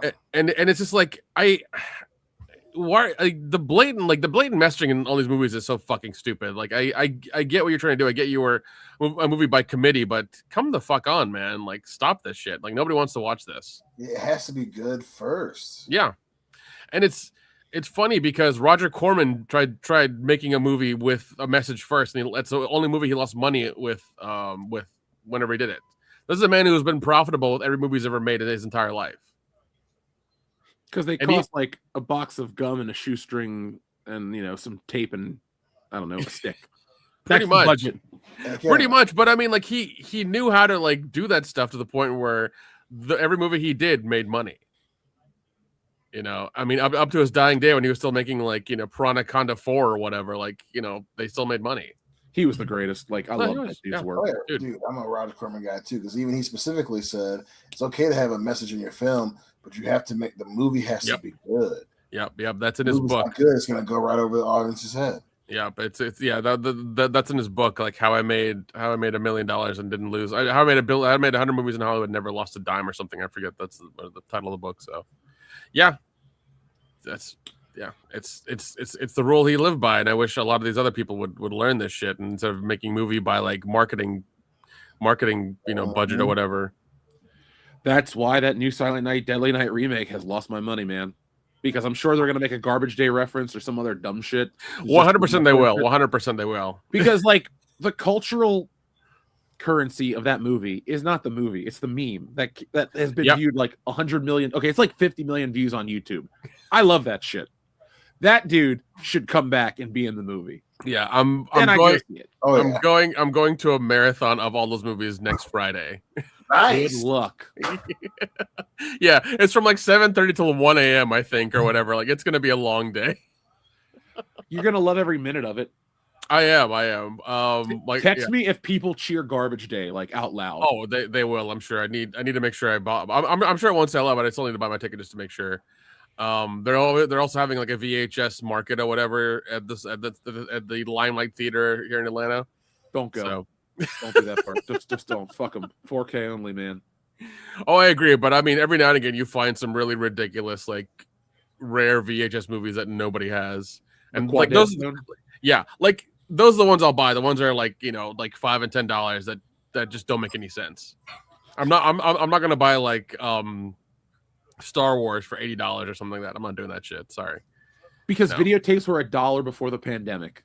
Dude, when I used to go to Half Price Bookstore, they were $0.25. I picked up Beverly Hills. The reason I have like 10 copies of that movie is because they're $0.25 and they each were slightly in better shape. So it's like, all right, I'll get another one for a fucking $0.25. Now they're $8 for videotapes. It's like, whoa, this market is bullshit. No, the only ones I'll buy now are like ones that just like they died on VHS. They didn't even go to DVD. Those are the only ones I'll buy. And those are usually like $10 at the most. They're not any more than that. I think the only thing I would ever buy on $10. Yeah. If it's $10 for like a movie that I really want, like the original Ninja Turtle 1990 that I used to have on tape. I don't know where the hell that tape went. Stuff like that. It's like, yeah, I'll put $10 in that. But if it's like, if I come across a movie that I like and I'm never going to watch it because I mean, I do have a VCR, but I'm not going to watch it on VCR because I don't really care. But it's like, I don't, a couple of bucks maybe if it's like a flea market or yard sale or something like that. But it's like, I don't want to. Yeah. Why would I want to throw that much money at a videotape that I mean, exactly. Daddy bought some Top Gun videotapes for like $5 each, and he was happy about that. Oh God. I know that there's a guy who's actually made a 3D printed VHS cleaner that you can get the plans for or buy it yourself and buy it from him, already assembled and clean your VHS. So apparently there's a market for that. That's why he's done that. Get the mold off the tapes, you mean? Yep, that's what he does. Yeah. You have to run it through like 3 or 4 times in different ways and different speeds and stuff. So you can get all the mold off of it. Yeah. I want a T-shirt that says "I clean your VHS." I think people would buy that shirt. We could sell it at cons. Oh my god, we should sell it at horror cons. That's the only place you'd be able to sell it is cons. It's the Hold only on, place I'm you'd gonna be write able to that sell down. it. Dude, I'm gonna get a booth just to sell the "Clean Your VHS" shirt. It's gonna be the old VHS logo. Yeah, or like I want a VHS or something like that. You could do that. You can have several different ones. Collect them all. We're just gonna. You only like six ones like that, and like people would just they'd buy it. Hold on, is the website available? Rewind that VHS. That's a good one. That's a good one too. Yeah. Okay, I hope I'm not getting some weird Leon's porn. right. Throw that be kind on there. Be kind. Rewind that VHS. There you go. Okay. All right, GoDaddy. How did I get the Rumble? I don't want to be on Rumble. That's like the worst option. They're not going to have. You can't buy domains on GoDaddy or Rumble.com. Nope. I mean, we're not currently broadcasting on Rumble because it takes an extra step, and I just don't care right now. Nah, man, it's Speaking of VHS, last time I was back at Camp Kennedy. Oh man, it's $1,800. What? Damn. Hold on. VH-ass is available. I'm buying that one. VH-ass. Yes. There you go. That means somebody's making some weird fucking porn with VHS. Nick, 100%. We should do a shirt that says VH ass to ass. Yeah. Do it all. Yeah. You do some black and white designs, people will buy it. Trust me. That's all it's gonna be. It's gonna be like the VHS looking logo. Yeah, that's it. Yeah, you got a capital VH and S, but then you got the little AS between the two. Yeah. That'd be perfect. Charge an extra $5 or $10 for sizes above 2X. Yeah, they'll fucking buy it. It's fine. We should start. Yeah, and then you could have another one that says VCR U single underneath it or something like that. Are we really gonna? I'm gonna create this T-shirt business. I'm telling you. Oh yeah, why not, dude? Why not? People will fucking pay for that stuff. They're weird. That's very true. It's gonna be like a grindhouse sexy physical. Well, look at the shirts for Vinegar Syndrome. Then it'll be like in that vein of what they have. Which I mean, they have very few shirts, anyways. Well, you know what? We're gonna make this happen. Or Severin or Synapse or whatever. Silly ass novelty shirts are always going to be in stock. Oh yeah. I mean, fucking Spencer's has made an entire like $1 billion empire on. And Spencer's is still around. How though? I don't fucking know. I think it's because of all the sex toys I have in the back. That has to be. Because I've literally been to Spencer's hundred or so times, and I can only think of only buying things there twice. Yeah, exactly. One was my Killer Clowns from Outer Space coffee mug. I got that from Spencer's, and I probably bought a T-shirt from there when I was in high school, thinking it would be really funny to wear to school. Yeah, I bought some stuff from them. I bought a Christmas sweater last year. Oh, nice. It was a talking Clark Griswold. It said, that's awesome. The holy shit, where's the time? No, it was the Danny K part. It said fuck. I was like, wow, my sweater says fuck. Cool. I felt special. Yeah, dude, Spencer's is weird. I have no idea how they're still making money, but oh well. Our friend Gunner, thank you very much, sends in, it just says AU, so I guess that means gold or Australian or something. Australian for gold. And then Gunner back again with another $10 super chat that just says AU. Well, Gunner, thank you very much. It's just the Australian flag is what I'm seeing out here on the chat. Oh, it's the Australian flag because NOK is Norwegian kroner, so he must be in Norway. Yep. Cool. We are the world and world-class bullshitters. We are the world. We are the children. We are the one to make a better place. So let's. Or he's in North Korea and he smuggled that phone up. Phone in up his VHS. We're just smuggling. VHS is just going to be like we should make a horror anthology porno, Nick. Yeah, VHS. Yeah, why not? Yeah, instead of VHS movies or whatever. I know a guy who's made like 2 of them now. I can talk to him about it.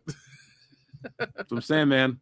VHS is the future. You think stealing Solo and Wokebusters and all this other stuff was fun? VHS is going to make it a household name. And was it Creepshow or Creepshow 2 that had the unusual dancing scene in it? Unusual dancing scene. Yeah, wasn't there Oh, one. It's Yeah. it's with Ed Harris. That's right, because I was like, it's Yes. somebody famous. I wanted to say Robert Duvall, but I'm like, that doesn't seem to make sense. Yeah, because Ed Harris was doing like a whole 70s dancing. It was hilarious. Yes, we need to do that. So what we do is we make VHS. It is an anthology horror, but we have our Bollywood moment where there's a dance number for absolutely no fucking reason in the middle of said horror movie. Oh god. Sounds good to me. All right. Well, we own VHS.com. Make me make a T-shirt with this. Shit, make 10. Start a fucking store, man. It's all good. Yeah. Who cares? I mean, yeah, charge so much plus shipping. It's fine. Oh, these are $40 T-shirts, and they're going to be sold in VHS boxes. Oh god. people will love that shit. I'm about to make $1 million off of some fucking. I hate videotapes. I'm about to make money from them right now, dude. I think there's a website where you can like print out VHS boxes for VHSs and like just cut them out with an X-Acto knife and glue them together, and you have them for your VHS. So you don't even need to buy VHS boxes. You just need to like print them out on like cardboard paper and like cut them together and make them and put stuff the shirts in there. That's it. That's what we're gonna do. Yeah. I'm gonna be like working in my own little factory. It's like, man, I'm packing these VHSs all day long. Packing these VHSs. Yeah, dude, that could even be another one. Pack that VHS. Are we gonna have a rap album? I mean, we could just add that to Party Boob. I was thinking about using AI to create Party Boob just for fun. You should. Why the fuck not? You should. Well. Yeah, everybody else is doing it. Yeah. It'll cut your time in half. Is that it? Did I get it? Cool. I guess I have VHS.com. Yeah. I can't wait for this. You should totally make Party Boob with AI. Why the fuck not? It's fine. Yeah, dude. Little John got famous off of fucking auto tune. You could do that shit. Yeah. So did T-Pain. Yeah. Yeah, definitely. Right. I mean, there's what, like at least 2 or 3 good softwares for music to make music with AI, so it should be fine. Yeah. My friend Laserpants was teaching me how to use it, so nice. Well, there we go, Nick. That is the future. VHS. So dumb. The reason Xavier to God says the reason why M. Bison was changed to Balrog was because they were afraid Mike Tyson, aka Iron Mike, would sue them. Yeah, I've heard about that one. I mean, Mike Tyson was in a weird place in the early 90s. Didn't he go to jail, right? Yeah, he went to jail. He had some domestic disputes. There was a lot of drug charges. He was in his prime. He was in his prime in the 90s. But then he got a hobby, which is just, I think, doves or whatever, and then he calmed his ass down. My favorite Mike Tyson story is Mike Tyson and some other celebrity were going to his house, and Mike Tyson forgot where he lived. So he started asking the local people, "Do you know where I live?" And they're like, "Yeah, Mike, you live that way." It was like somebody famous too, like not Dave Chappelle, but like somebody of that category was hanging out with Mike Tyson, and you're just like, "What a story, Mike!" Fucking hell. Yeah, that's Mike Tyson. Right? I know he even had a cartoon for a bit there that was hilarious. Oh, Mike Tyson's Mysteries, dude, he was awesome. Yeah. Yeah, like Sly C in the chat. I wouldn't want to fight him. I ain't messing with Mike Tyson. I don't even want to talk trash about or to Mike Tyson, but I do want to ask him about wrestling since he's of course. Yeah, I mean, hey man, what's up? I mean, it's sad he had to throw the fight with one of the Paul jackasses, but money's money. I think he threw it for sure. 100% he did. Yeah. But I'm sure he got a big payday out of it. So, I'm not too mad, I guess. I wish he would have said screw it and just like knocked the guy's face in. Dude, oh my God, if he would have done that, it would have been great. But also, I'm sure there would have been some sort of weird clause in the contract being like, oh, if you do that, I'm going to sue you, you're going to go to jail. He's like, yeah, I'm not. I'll just play this kid's game. It's fine. Let's see. We keep getting tagged and stuff about the Game Awards. I guess there's a new Star Wars racing game, Galactic Racer. Oh boy, Galactic Racist. What? Yeah, Galactic Racist. A Star Wars story. That game I would play.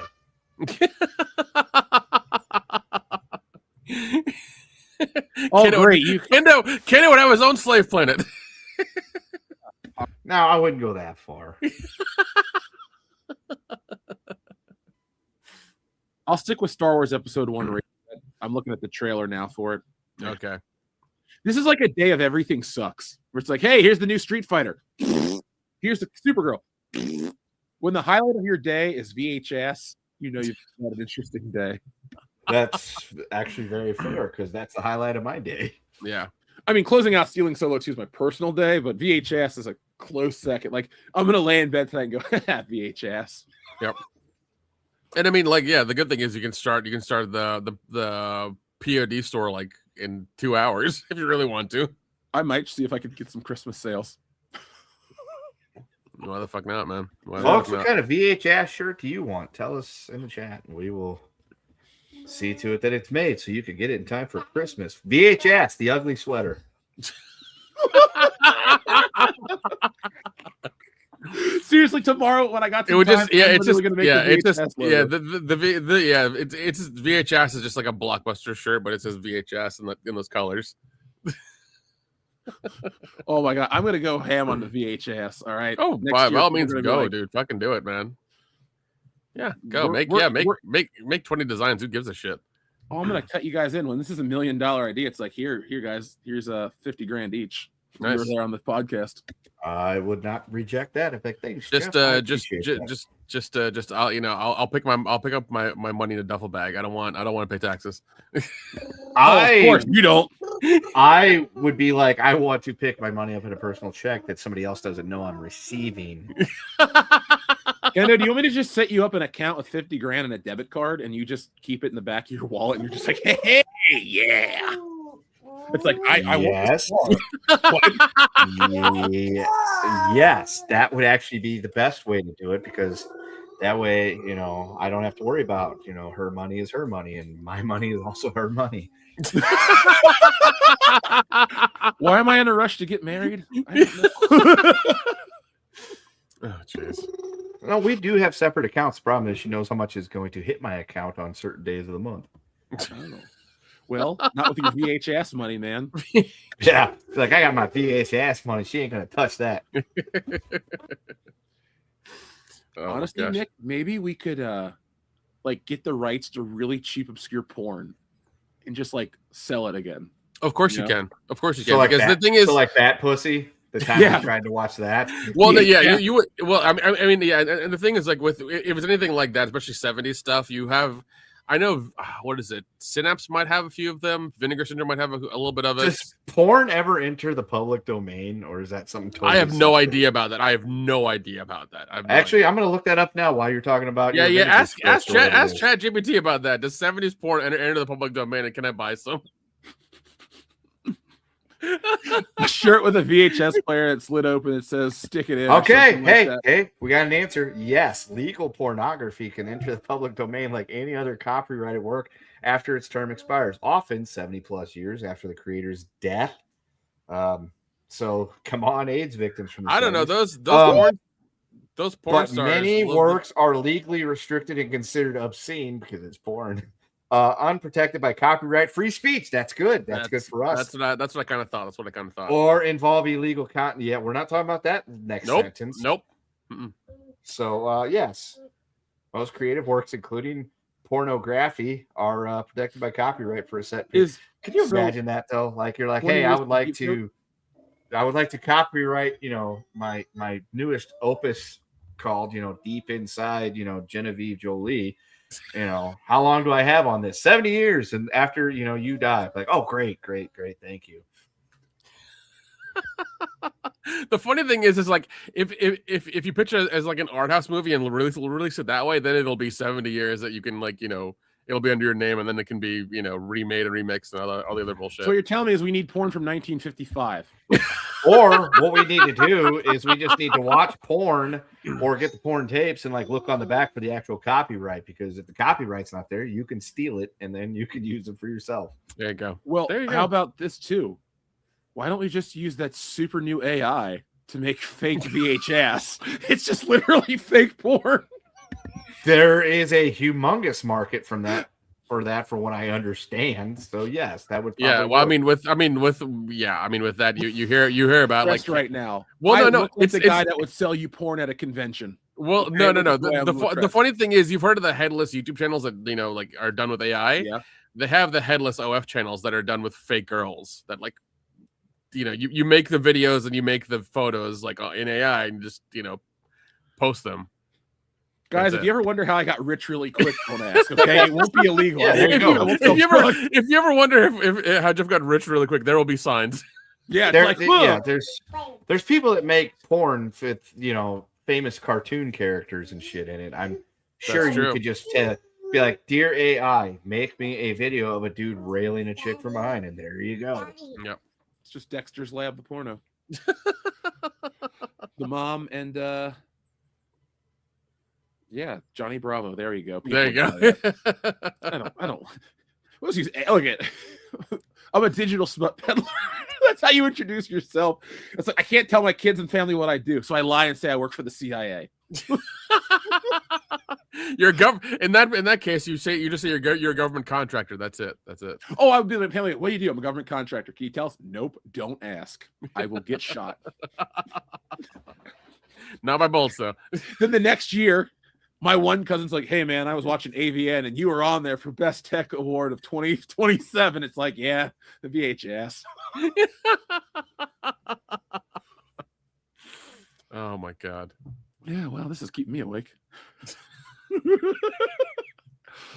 Yeah, because I know I think Grok does like anime bullshit, doesn't it? Like it'll make you an anime girlfriend or something. There's one that's new called Z Image. I was watching a YouTube Z Image, video. yeah, It's and then I know restricted. Yeah, and then I know OpenAI is trying to get their like adult thing going as well too, and it's like, God, I don't. Yeah, dude.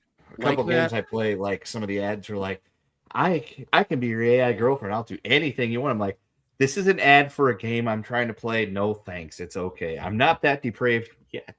It says anything, right? I would say I'd get my AI girlfriend to pay off my debt. Yeah. So You're like, can I AI send you some girlfriend- bills, please?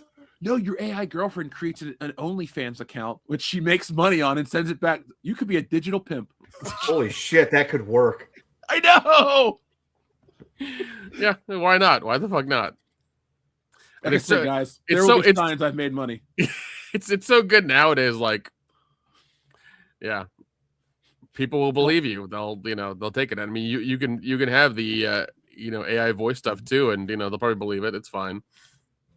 I think I wouldn't- have we cracked the code at this point? If any of you fucking people in this chat steal our idea, we're coming for you because we had it first, and you just listened to us talk listen. If any of you people in the chat make some money off this, just send us a really big super chat or like that works too.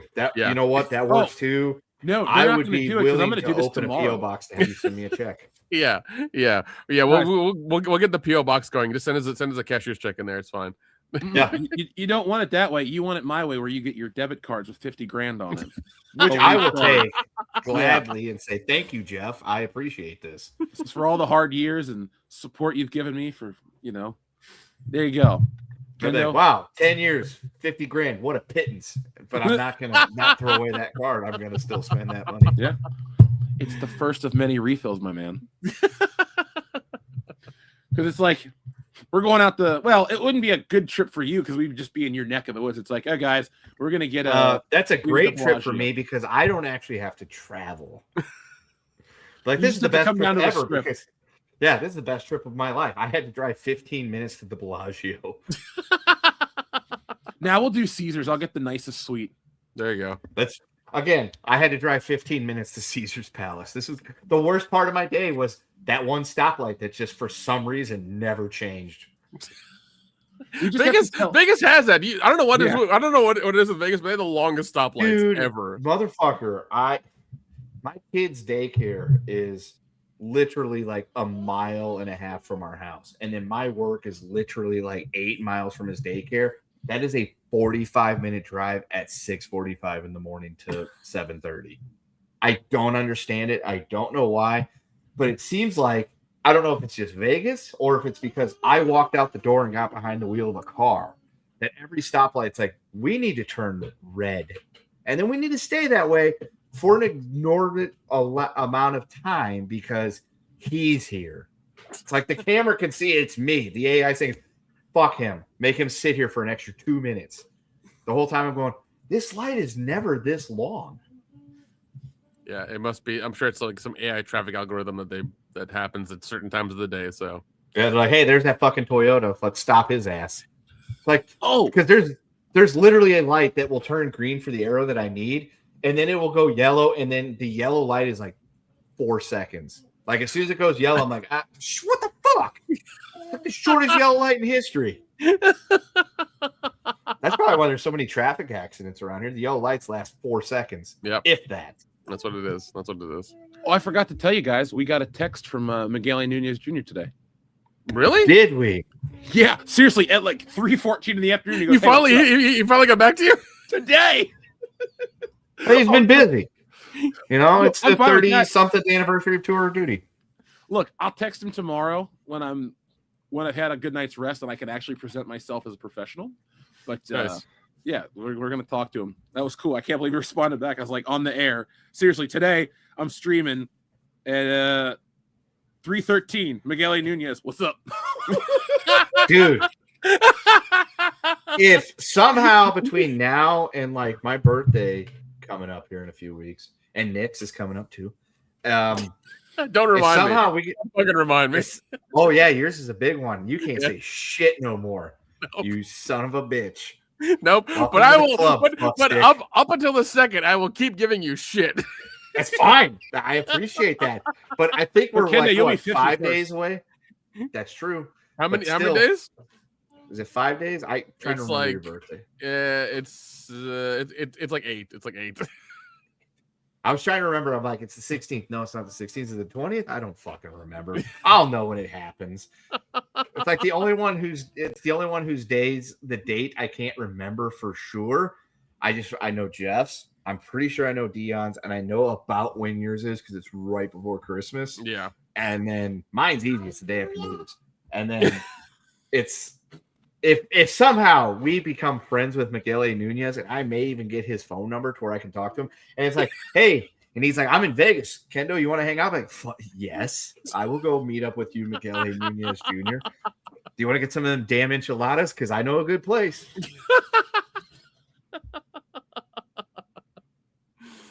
Oh man. That would be the highlight of my decade. That's I'd really- be like, dude, That's the 2020s were okay. The best part was I became friends with Miguel Nunez Jr. That's the thing I forgot to send you in your care package is the fucking VHS tape I had signed for you because I just found it when I was cleaning today. I was like, fuck, that's one thing I forgot. So I need to I send don't that to you. remember. Did I send you that, or did you? No. I got a couple of them. Shut up. I got a couple of them off eBay. I got him to sign them, but I forgot to send you yours in the care package because I just forgot. Just save it for March because I got some stuff that I will probably bring you guys because it's your Christmas gifts that I will probably forget to mail out to you guys and or just be too lazy to do it because I'm like, Okay, well, you'll there's literally one post office in the entire area, and no matter what time of day you go there on what day of the week, there's a line out the fucking door.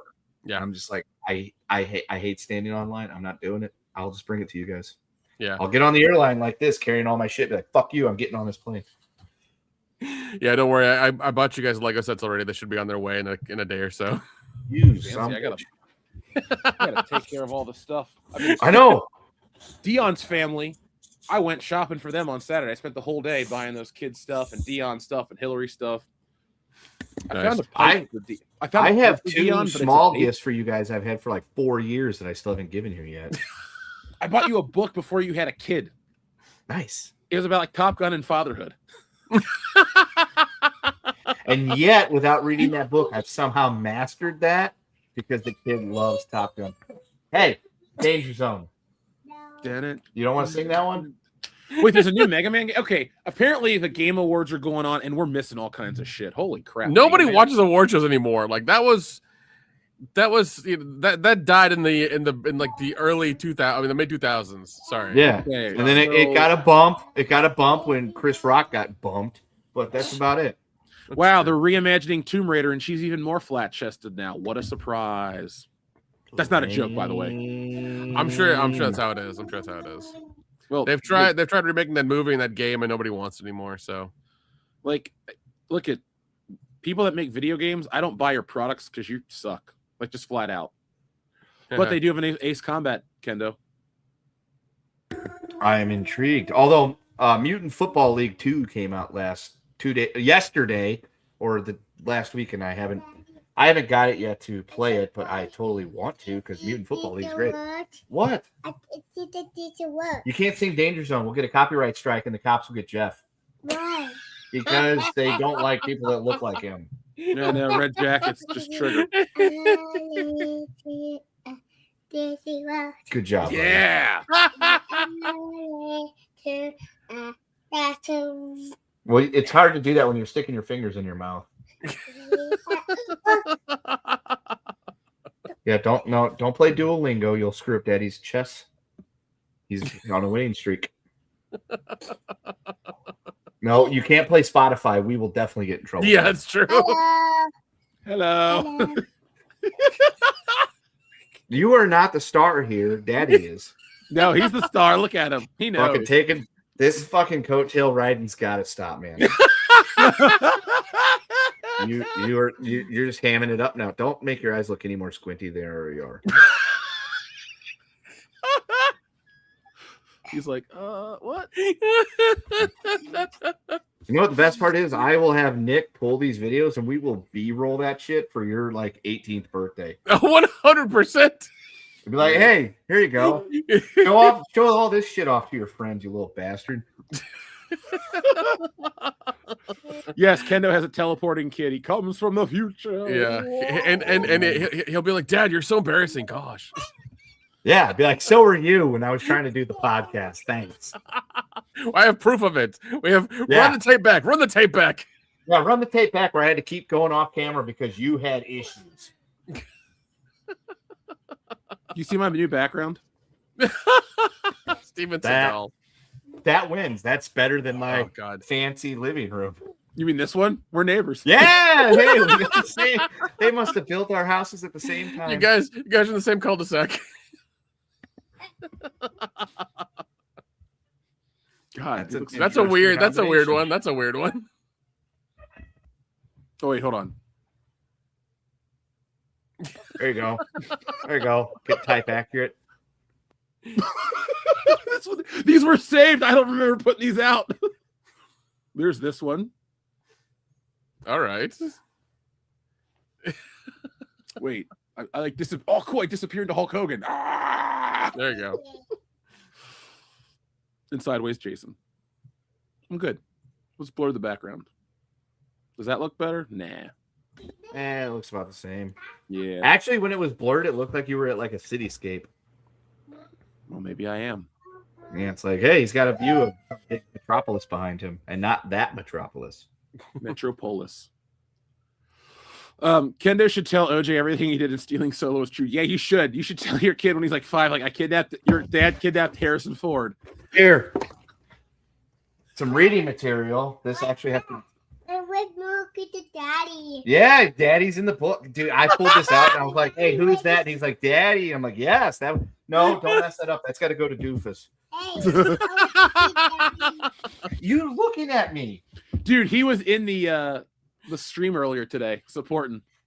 He was, and he sent me a picture of he made the Jalen Hurts thing that I sent to Dion, and Dion didn't respond. And I don't know where Dion is at. Who's that? This Daddy. Yeah. Who's that? What? I don't know. Do you see him on the screen? Is that him? No. No, it's not Jeff. I'm pretty sure that's Jeff.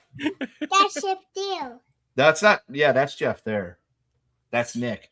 That's Dion's chair. That's you? Yeah, that's Dion's chair. Yes, Daddy. Yeah, who's that? Daddy. Yeah, who's that? What? Dida. That's not Dion. Dion's way darker than that. That's Nick. That's him right here. Nick. That's Nick. Yeah, that's Nick. So let's play this game again. Who's that? Nick. Yeah. All right, now who's this? No, that's Harrison Ford. That's in black and white.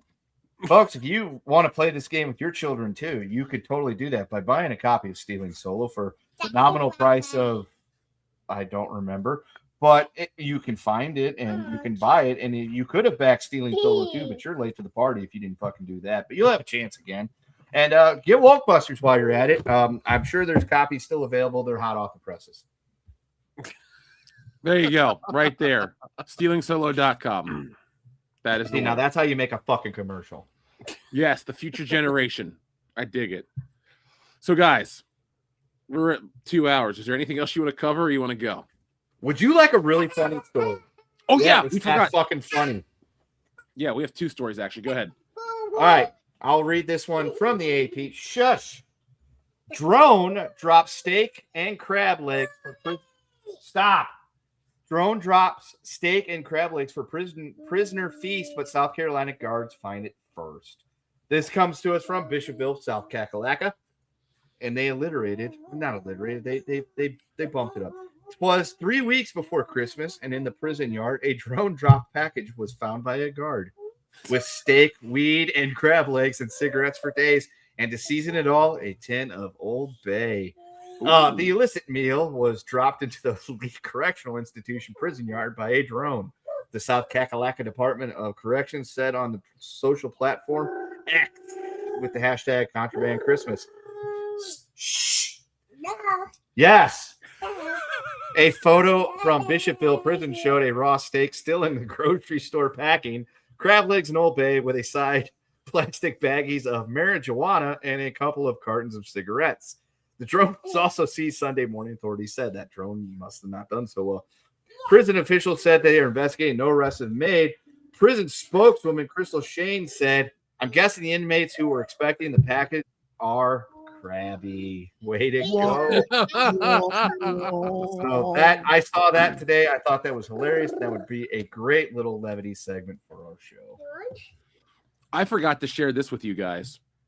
In-N-Out is removing number 67 from its menu after being mobbed by teens due to viral 6'7" trend. Jeez. They also took out order number 69 for the same reason. Ah, boo. Bring back 69. Yeah, see, that's a little unfair. Why punish 69 because of what 67 did, even though 7, 8, 9? Yeah, he's the cannibal. I will say, and I've told you guys this, but I will let the rest of the people know that whenever the Utes try to pull the 67 thing on me, they're like, 67. I'm like, that's how many questions are on your next test. The best part is I did that, and the questions that were added to make it up to that are literally questions about how to get to the answer of 67. So it's literally like, what is 63 plus 4? 67. And the hope is that I will either ruin this for them to where they will stop it, or it'll just make things worse. I'm not sure yet, but we'll see. Yeah, it just needs to become a PTSD thing for them whenever they get in their 20s. So this way, whenever like they hear in their 20s, they're like, ah! They have like a panic attack and they just don't do it anymore. That's what you really want to instill in them right now while they're young. That's the thing. It's everyone's like, well, what you guys did growing up? No, people didn't mob restaurants and cause businesses to change practices because what did people even say when we were growing up? Like psych? Like, yeah, pretty much. It's like, hey, it's your turn, psych. Yeah, like we trolled each other. We didn't ruin In-N-Out Burger in the establishment. Yeah, we didn't. The whole goal was to piss off your friends and aggravate the shit out of them, not other people. Yeah, the other people might hit you. Of course, yeah. We didn't we didn't ruin a theater because of fucking a video game that's 10 years old. Oh, the Minecraft when they were destroying all that shit. Yep, that happened at a theater here in Atlanta. It was the Spring Cinemas tap room and like cinema or whatever. And they I think some of the parents brought the kids back there to have them clean. I don't know how many, but like they forced them back to come clean the theater. Good. So, but once again, I don't know how many. It could have been 5. It could have been 15. So, it's still too many. Yeah, like that making a mess. It wasn't enough to clean it up. So, oh no, I know. So it was. Yeah, I never like. Yeah, there was no detail in the second part of that article. So I don't know. But I'm glad the parents that did bring them back made them clean it. So that's good. At least there's some good parents out there. If you would like a very funny anecdote about the Utes of America, we have digital clocks in our room now because they can't read analog, and they can't read it. So we have the digital clock, and it was counting up the seconds one day, and one of the kids was sitting there and goes, "Wait, just wait, it's gonna get to 6-7." And I'm like, no, it isn't. It will never get to 6-7. You don't understand how this works. And I'll sit here and wait. I'll watch with you. As soon as that gets to 59, it's going to go back to 0. It will not get to 6-7. You know what? I will always talk shit if they can't use a clock. That's stuff we learned in kindergarten. Yeah, they can't read cursive. They can't use clocks. They can like. Oh, I do that. They think that's like a party trick, writing in cursive. I have one class I have. They love it when I write in cursive because they want to try to figure out what I wrote. Oh my god, it's a when they party found trick. dude, it's a party trick now. When they found out I could write in cursive, because I'm writing stuff because we got these like videos things now, so I'm like writing on them instead of like I do have whiteboards and stuff too, but I'll like write on the video board thing because it's so much easier because you can just push a button and erase everything. And I'm like writing, and my writing now is like it's morphed into a blend of print / cursive. Yeah. So like some of my stuff blends together and others is. And one of the kids says, like, "Are you writing in cursive?" I'm like, "No, that's not cursive." They're like, "Can you?" I'm like, "Yeah, I can write in cursive." And they're like, "No way! Oh my god, write something!" And it's like one class, like after we got done with everything, it was literally me writing their names in cursive on the board to make them all excited. That's like my neat party trick now is I can write in cursive. And the best is when they try to challenge you on it. They're like, "That's not how you write that in cursive." I'm like, "Yes, it is." What if one of those kids asked you to spell risotto? Naruto? Rizzuto is not a baseball term. He's a man. I hate you. I love that movie so much. Oh god, that's like that. Oh, yeah, they're pretty fucked. Those kids are pretty fucked. No, we're fucked because the world's gonna have to cater to them. Even though we should just be like tough shit and then teach the next generation and just be like, you know what? You're like the lost generation. You can't read, you can't write, you can't tell time. You don't know how to use a clock. Let's just take you out to the desert and leave you. Let's see if you can find your way back. It's 6-7 steps back. You'll find it. You know what I should do? I should, aside from the 6-7 questions thing, I should also do the type font for like the work I give them and then have it changed because there's a cursive type font. I should just do that. But good You fucking should. luck. You Just should. to be a dick. Like this is the last thing you have to do before Christmas break. Figure it out. No. Good luck. If they really push that 6-7 shit like hard, then yeah, give them that. Give them that 100%. No, you know what I did? Tomorrow we're doing reviews for finals next week. I'm going to do that. I'm going to make a document where they have to read it and they have to answer a question. That's all they have to do for Christmas. 50 extra credit points. I'm going to make it hard. Oh and my god, yes.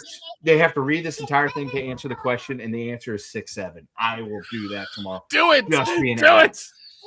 And the funny thing is, the kids are like, "You're my favorite teacher." I'm like, "Great. That's why I spent so much time and money becoming a teacher, is because I could have one of you tell me I'm your favorite. That's great." And then they're like, "Well, that's not cool that you say it that way." I'm like, "Well, I didn't get up this morning thinking, how can I please children?" Yeah. I will never forget when I went to Jamaica last year, and I had to like basically like wrangle my family, and there was right before you do like whenever you try to before you get to Jamaica, you have to do like a visa thing. So I had to help my mom, my aunt, and then my niece who's like 16, because neither of them could use their phones and know how to use like the email stuff and to get that stuff done quickly. So I just sit there crazy. Fuck you. Get the fuck out, Kendo. Oh, keep going, Kendo. Yeah. So I had to sit there with like 5 phones in my hand trying to do everything at once and so we could leave like on time because they didn't know what they were doing. They had to use their glasses for their phones, even though they were zooming in and stuff. It was terrible. Don't you love how we've become some kind of bridge generation? We have. Like, we are. That's not what it was supposed to happen, but we've become the bridge generation. We are the Geek Squad generation. That's who the fuck we are. Yeah. So like, even me, I'm not Gen X. I'm not millennial. I'm like what they call the Xennial. I'm like, I'm a bridge between the two, and now we're like bridges between the people that can't do these shit and the kids nowadays that still can't do this shit somehow. And I've had that conversation with them so many times. I'm like, you've grown up with computers. How in the hell can you not even figure out how to make this happen? Like it's like they know how to play games. They know how to find music. They know how to watch videos, but they don't know how to do anything productive. And they've had a computer their whole life. Yeah. I'm like, I had to learn this shit on the fly. Yeah. Yeah. We had to. We didn't have a Reddit to like figure out this stuff and our AI to like run things through. We had to go to some shady forum that probably infected our computer. Like as soon as we clicked, the link to get in there to find an answer from some guy who wrote it 5 years ago. Like we had and probably wants to see pictures of you. Yeah, exactly. So like we had to finding answers to these problems was not easy. It was not easy. No, we had to learn it because if we didn't, we were fucked. Oh yeah. Trust me, we've all destroyed it. I know I've destroyed a few computers because of LimeWire and Napster and all that other bullshit. So like, I've taken down a couple family computers very, very easily. My biggest learning experience with how to find that shit out was trying to play Leisure Suit Larry games. Oh yes, because Leisure Suit Larry. Their child protection method was to ask questions that only adults would know the answer to. Yep. So it was either me having to try to do the old age thing of trying to like ask Jeeves or something like that, who was this? Or going to my dad and be like, which vice president was known as Fritz? And he would go, he would laugh and go, Walter Mondale. I'm like, thanks, Dad. And now I could play Leisure Suit Larry. I'm now old enough. Dude, Leisure Suit Larry, I love those games. They're never gonna get remade, but they were so much fun. They were so ridiculous. We need to, you know what? I had an epiphany the other day that I'm like, you know what? I need to finally just commit myself to the Raspberry Pi. I need to commit myself to getting all the Nintendo games I want. I need to commit myself to all this stuff so I can play all these things where I want to play them at. And then I was like, because I will occasionally get things from Steam. It's like, hey, Police Quest SWAT is available. I'm like, I remember playing that game in like 1994 on my friend's computer and things like that. There's got to be, those have to be available to where you can put those on one of those too, right? Or would they need a keyboard thing? You could use a USB or a Bluetooth keyboard. Yeah. Okay. You can use them. Yeah. Because I mean, because as long as it's keyboard based, the keyboard connection doesn't really matter. As long as you can just use it, it's fine. Well, I'll tell you one thing you can do. You can run your Xbox in development mode, which is a part of the thing that they let you, and you can run emulators through your Series X, and it's powerful enough to run everything from arcade through Xbox 360.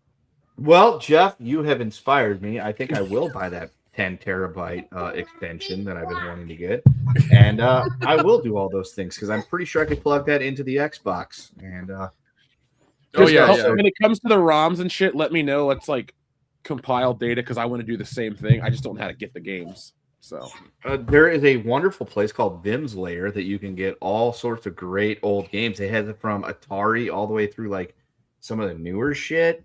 In ROM form, not the really super mega stuff like the newer Grand Theft Autos. That's way too big of a download.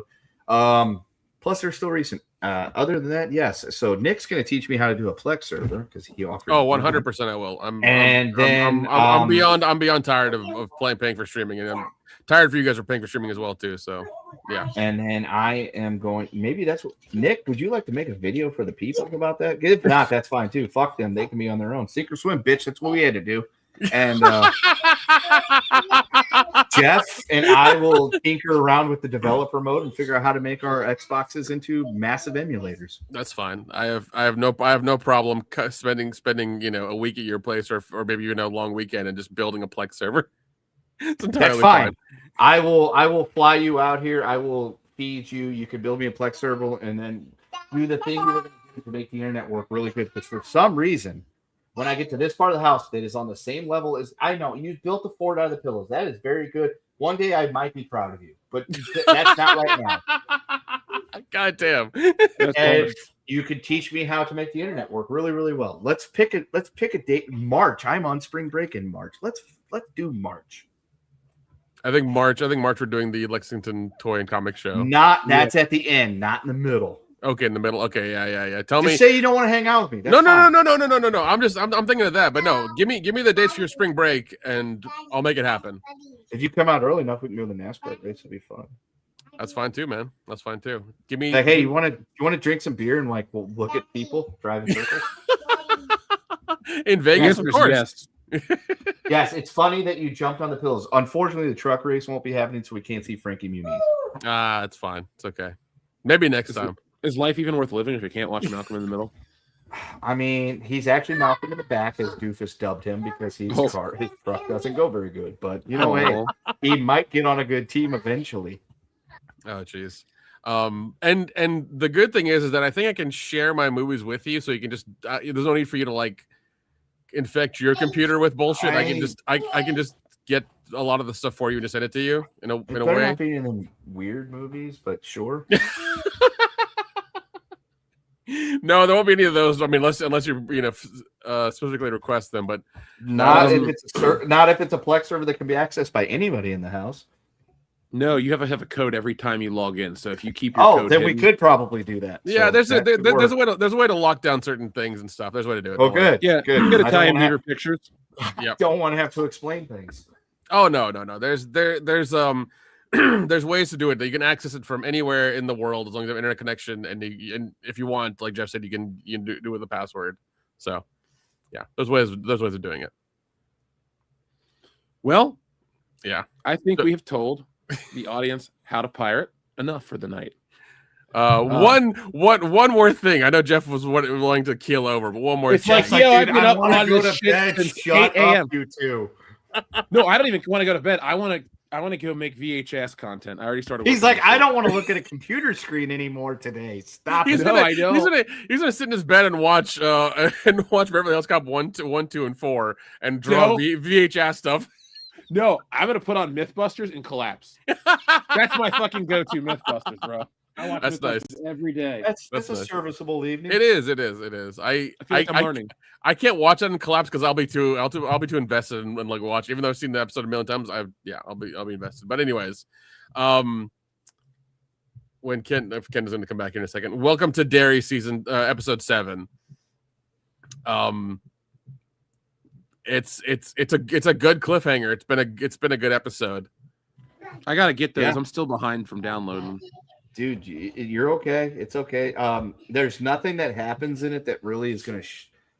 You kind of know the story and where it's going based on the fact you've watched those. But yes, episode 7 was really good. I was like 65-35 on. I'm like, I kind of like some of the stuff they did. Some of the stuff I'm just like, meh.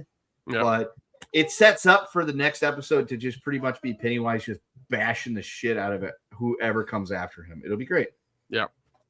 Yeah, it should be fun. Also, yeah, the thing with the government and the rock and everything was wild. Yes, the government essentially opens the natives. They essentially cage Pennywise in to where he can't get out of those woods there, Jeff. That if you saw the earlier episode, and the government wants to. Allegedly, they want to find these pillars and hem him in to where they can capture. Stop. And instead, the government Ajax, General Ajax, is like, hey, we're going to go ahead and find this pillar, and we're going to get rid of it because we're going to open the door to let Pennywise out to fix America. It's like, that's a bad idea, but I'm all for it. Yeah. At this point, wait until the last episode comes out this Sunday and just watch all of them at once. You're probably better off. I just meant I didn't want to lose them from the link. No. They're all in my Dropbox. I'm not erasing them or anything. So all right, fine. cool. Then I'll they're all there. And if you miss any of the links, let me know. I'll resend them to you. So shouldn't be a problem. Because I got it set up where I'm watching on my Xbox, so they look good on the TV. Oh no, that's good. That's good. Yeah. But no, this episode's been like Kenda said, 65-35, which I'm totally with you on. God. Yeah. Little Ricky Ricardo, man. Jeez, that was a rough one. Does he have some splaining to do? Something like that. But okay, it was a little rough to watch because of what happens to him. Yeah. But it sure doesn't pull punches when it happens. Shit happens to the kids, like the one that got ripped in half. This one they really don't pull punches on either. Like I'm with you with that one. Like with the kids, they don't give a fuck. They're like, fuck them kids. Yeah, they really don't care. It's like, we don't care if they're kids, and this is like, network TV. Like, we'll kill them. It's fine. Like, all right, it's like whatever. It's not TV, Nick. It's HBO. No, it's HBO, look, little Desi Arnaz goes out like a fucking G. All right? He does. He go out like a G. I will tell you this: Pennywise doesn't get him, but he fucking nuts up. He really does. He really does. And yeah, watching like Binky Boy get blown up by the demon baby, watching the other kids get ripped in half, all that other shit. It is what it is, but this one was like, God, all the kids I've watched being murdered by this clown. This is the one that actually bothers me. Yeah. Because he's not murdered by the clown. No, he's not. He's not. But oh man, yeah, it was a little rough. Yeah, Doc Halloran like opens up his mind to the Sixth Sense. Yeah. Scatman, not Scatman, goes. It's just funny because I can understand why he had to move to the Overlook Hotel. Yeah. All right, well, I'm going to watch it. We've been to the Overlook Hotel, Nick. We have. This year. Yeah, we did. Oh yeah, God, I forgot. We weren't that messed time up has on that trip, time has gone by so fast this fucking year. Holy shit. Yeah, I can't believe the Goonies was 6 months ago. Holy crap. I'm so happy that you came on that adventure with me. That was worth it. That was worth it. Even though Hotels.com fucked up the reservation. It was still one of the highlights of my year, Nick. Like, Yeah. yeah, the book was great and other things are great, but that Goonies event was so awesome. Yeah. Yeah, we got to live in that town for 4 days. I'm ready to go back. If it's any consolation, in a few years, I'll be able to take this thing with us on some of those things, and he will be a chick magnet for you guys. Be like, yeah, that's our nephew. God, hopefully by then we won't need it, but I'm willing to take it. It's fine. Hey, I mean, it's real easy. Like I can tell you, just like him and I are out and we're at the grocery store and things like that. Chicks like look at him and like look at me. I'm like, yeah, I made that. Dude, I'm trying to get my friends to let me dog sit their pets so I can use that as that's a great tool too. Yeah, I'm trying to do that too. So yeah, because there's a lot of dog parks and shit here and stuff. So yeah, we'll see how it works. I just need to leave my house more often. I'm with you there, man. I'm with you there. Yeah, now that these books are done for a while, I'm gonna go live a social life for a while. I'm not gonna stay in and draw. Fuck that. Yeah. I'm just gonna make a bunch of money from VHS and retire. There you go. That's the dream. People are gonna be like, Jeff, what happened to the channel? Why don't you do any more content? Why didn't you make Frankenfisher? Dude, VHS made $4 million. Well, here's the good thing. Now with VHS, Horror Hound will finally give you a booth. There you go. You know what I'm gonna do? I'm gonna hire all white people to work the booth.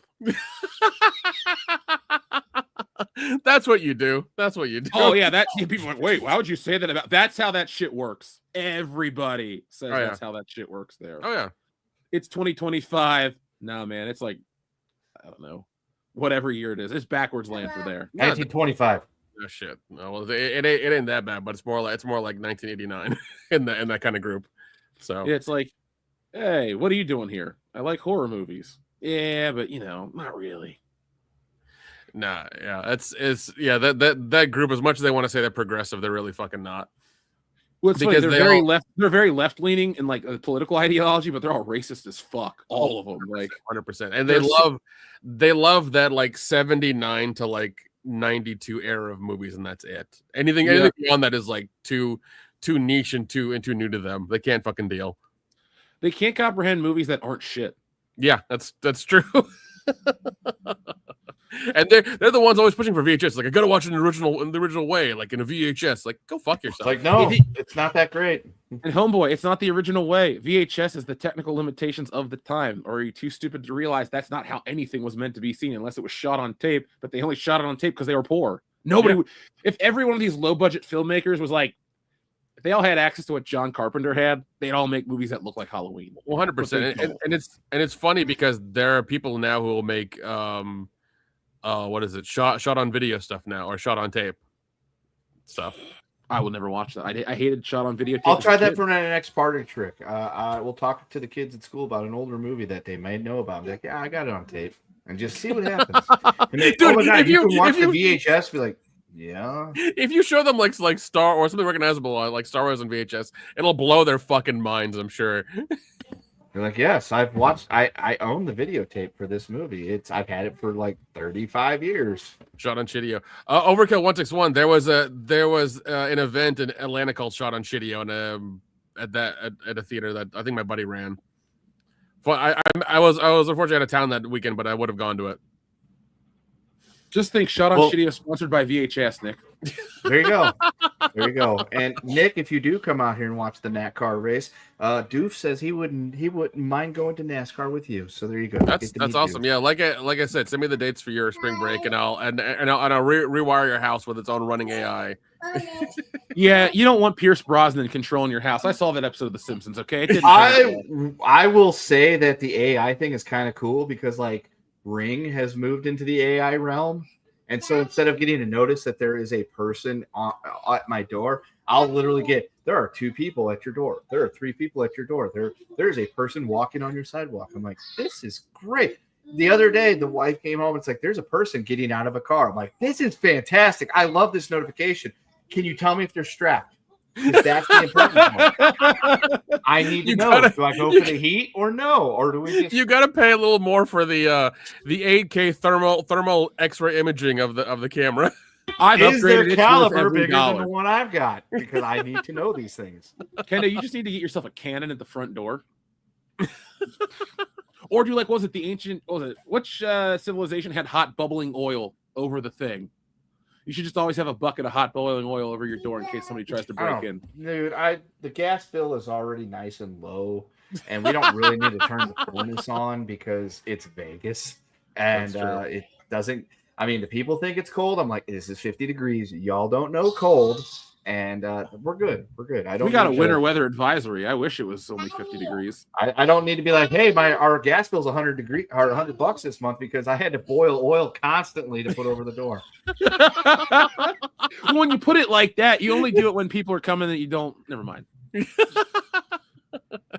No. You turn it on at night, so if they try to break in, they get smothered in oil or burnt in oil. Yeah. It's fine. It's okay. Yeah. Or I could just shoot them. Yeah, bolts are pretty expensive. That's true. That's true. Just be like, hey, look, I'm center mass. Let's conserve it because those things do cost money. No, you don't want to shoot them in the head. That's a lot of cleanup as well, too. I mean, come on. Again, yes, and from what I understand, they make you clean that shit up yourself. So they do. Yeah. So I mean, you don't want brain matter like all over your front door and your front yard, and it's a lot of cleaning. It's a lot of cleaning up. On top of the fact that I already know what's going to happen. Somebody, I'm not going to say who, that still believes in third world voodoo is going to be like, we have to move because they're like, no, we don't. I will have no problem walking downstairs and be like, that's where I shot the guy. In the head. She will. I won't. Like, we don't need to move. We're fine.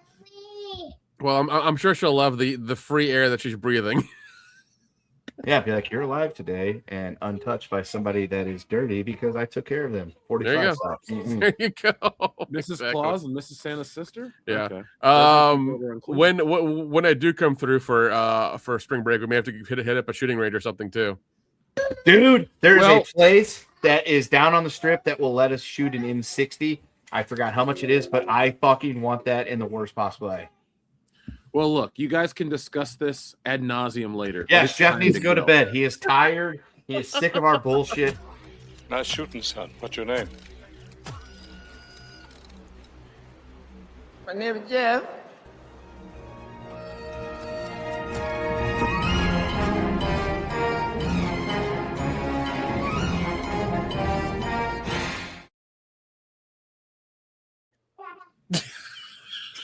I was going to say, he didn't even count us off.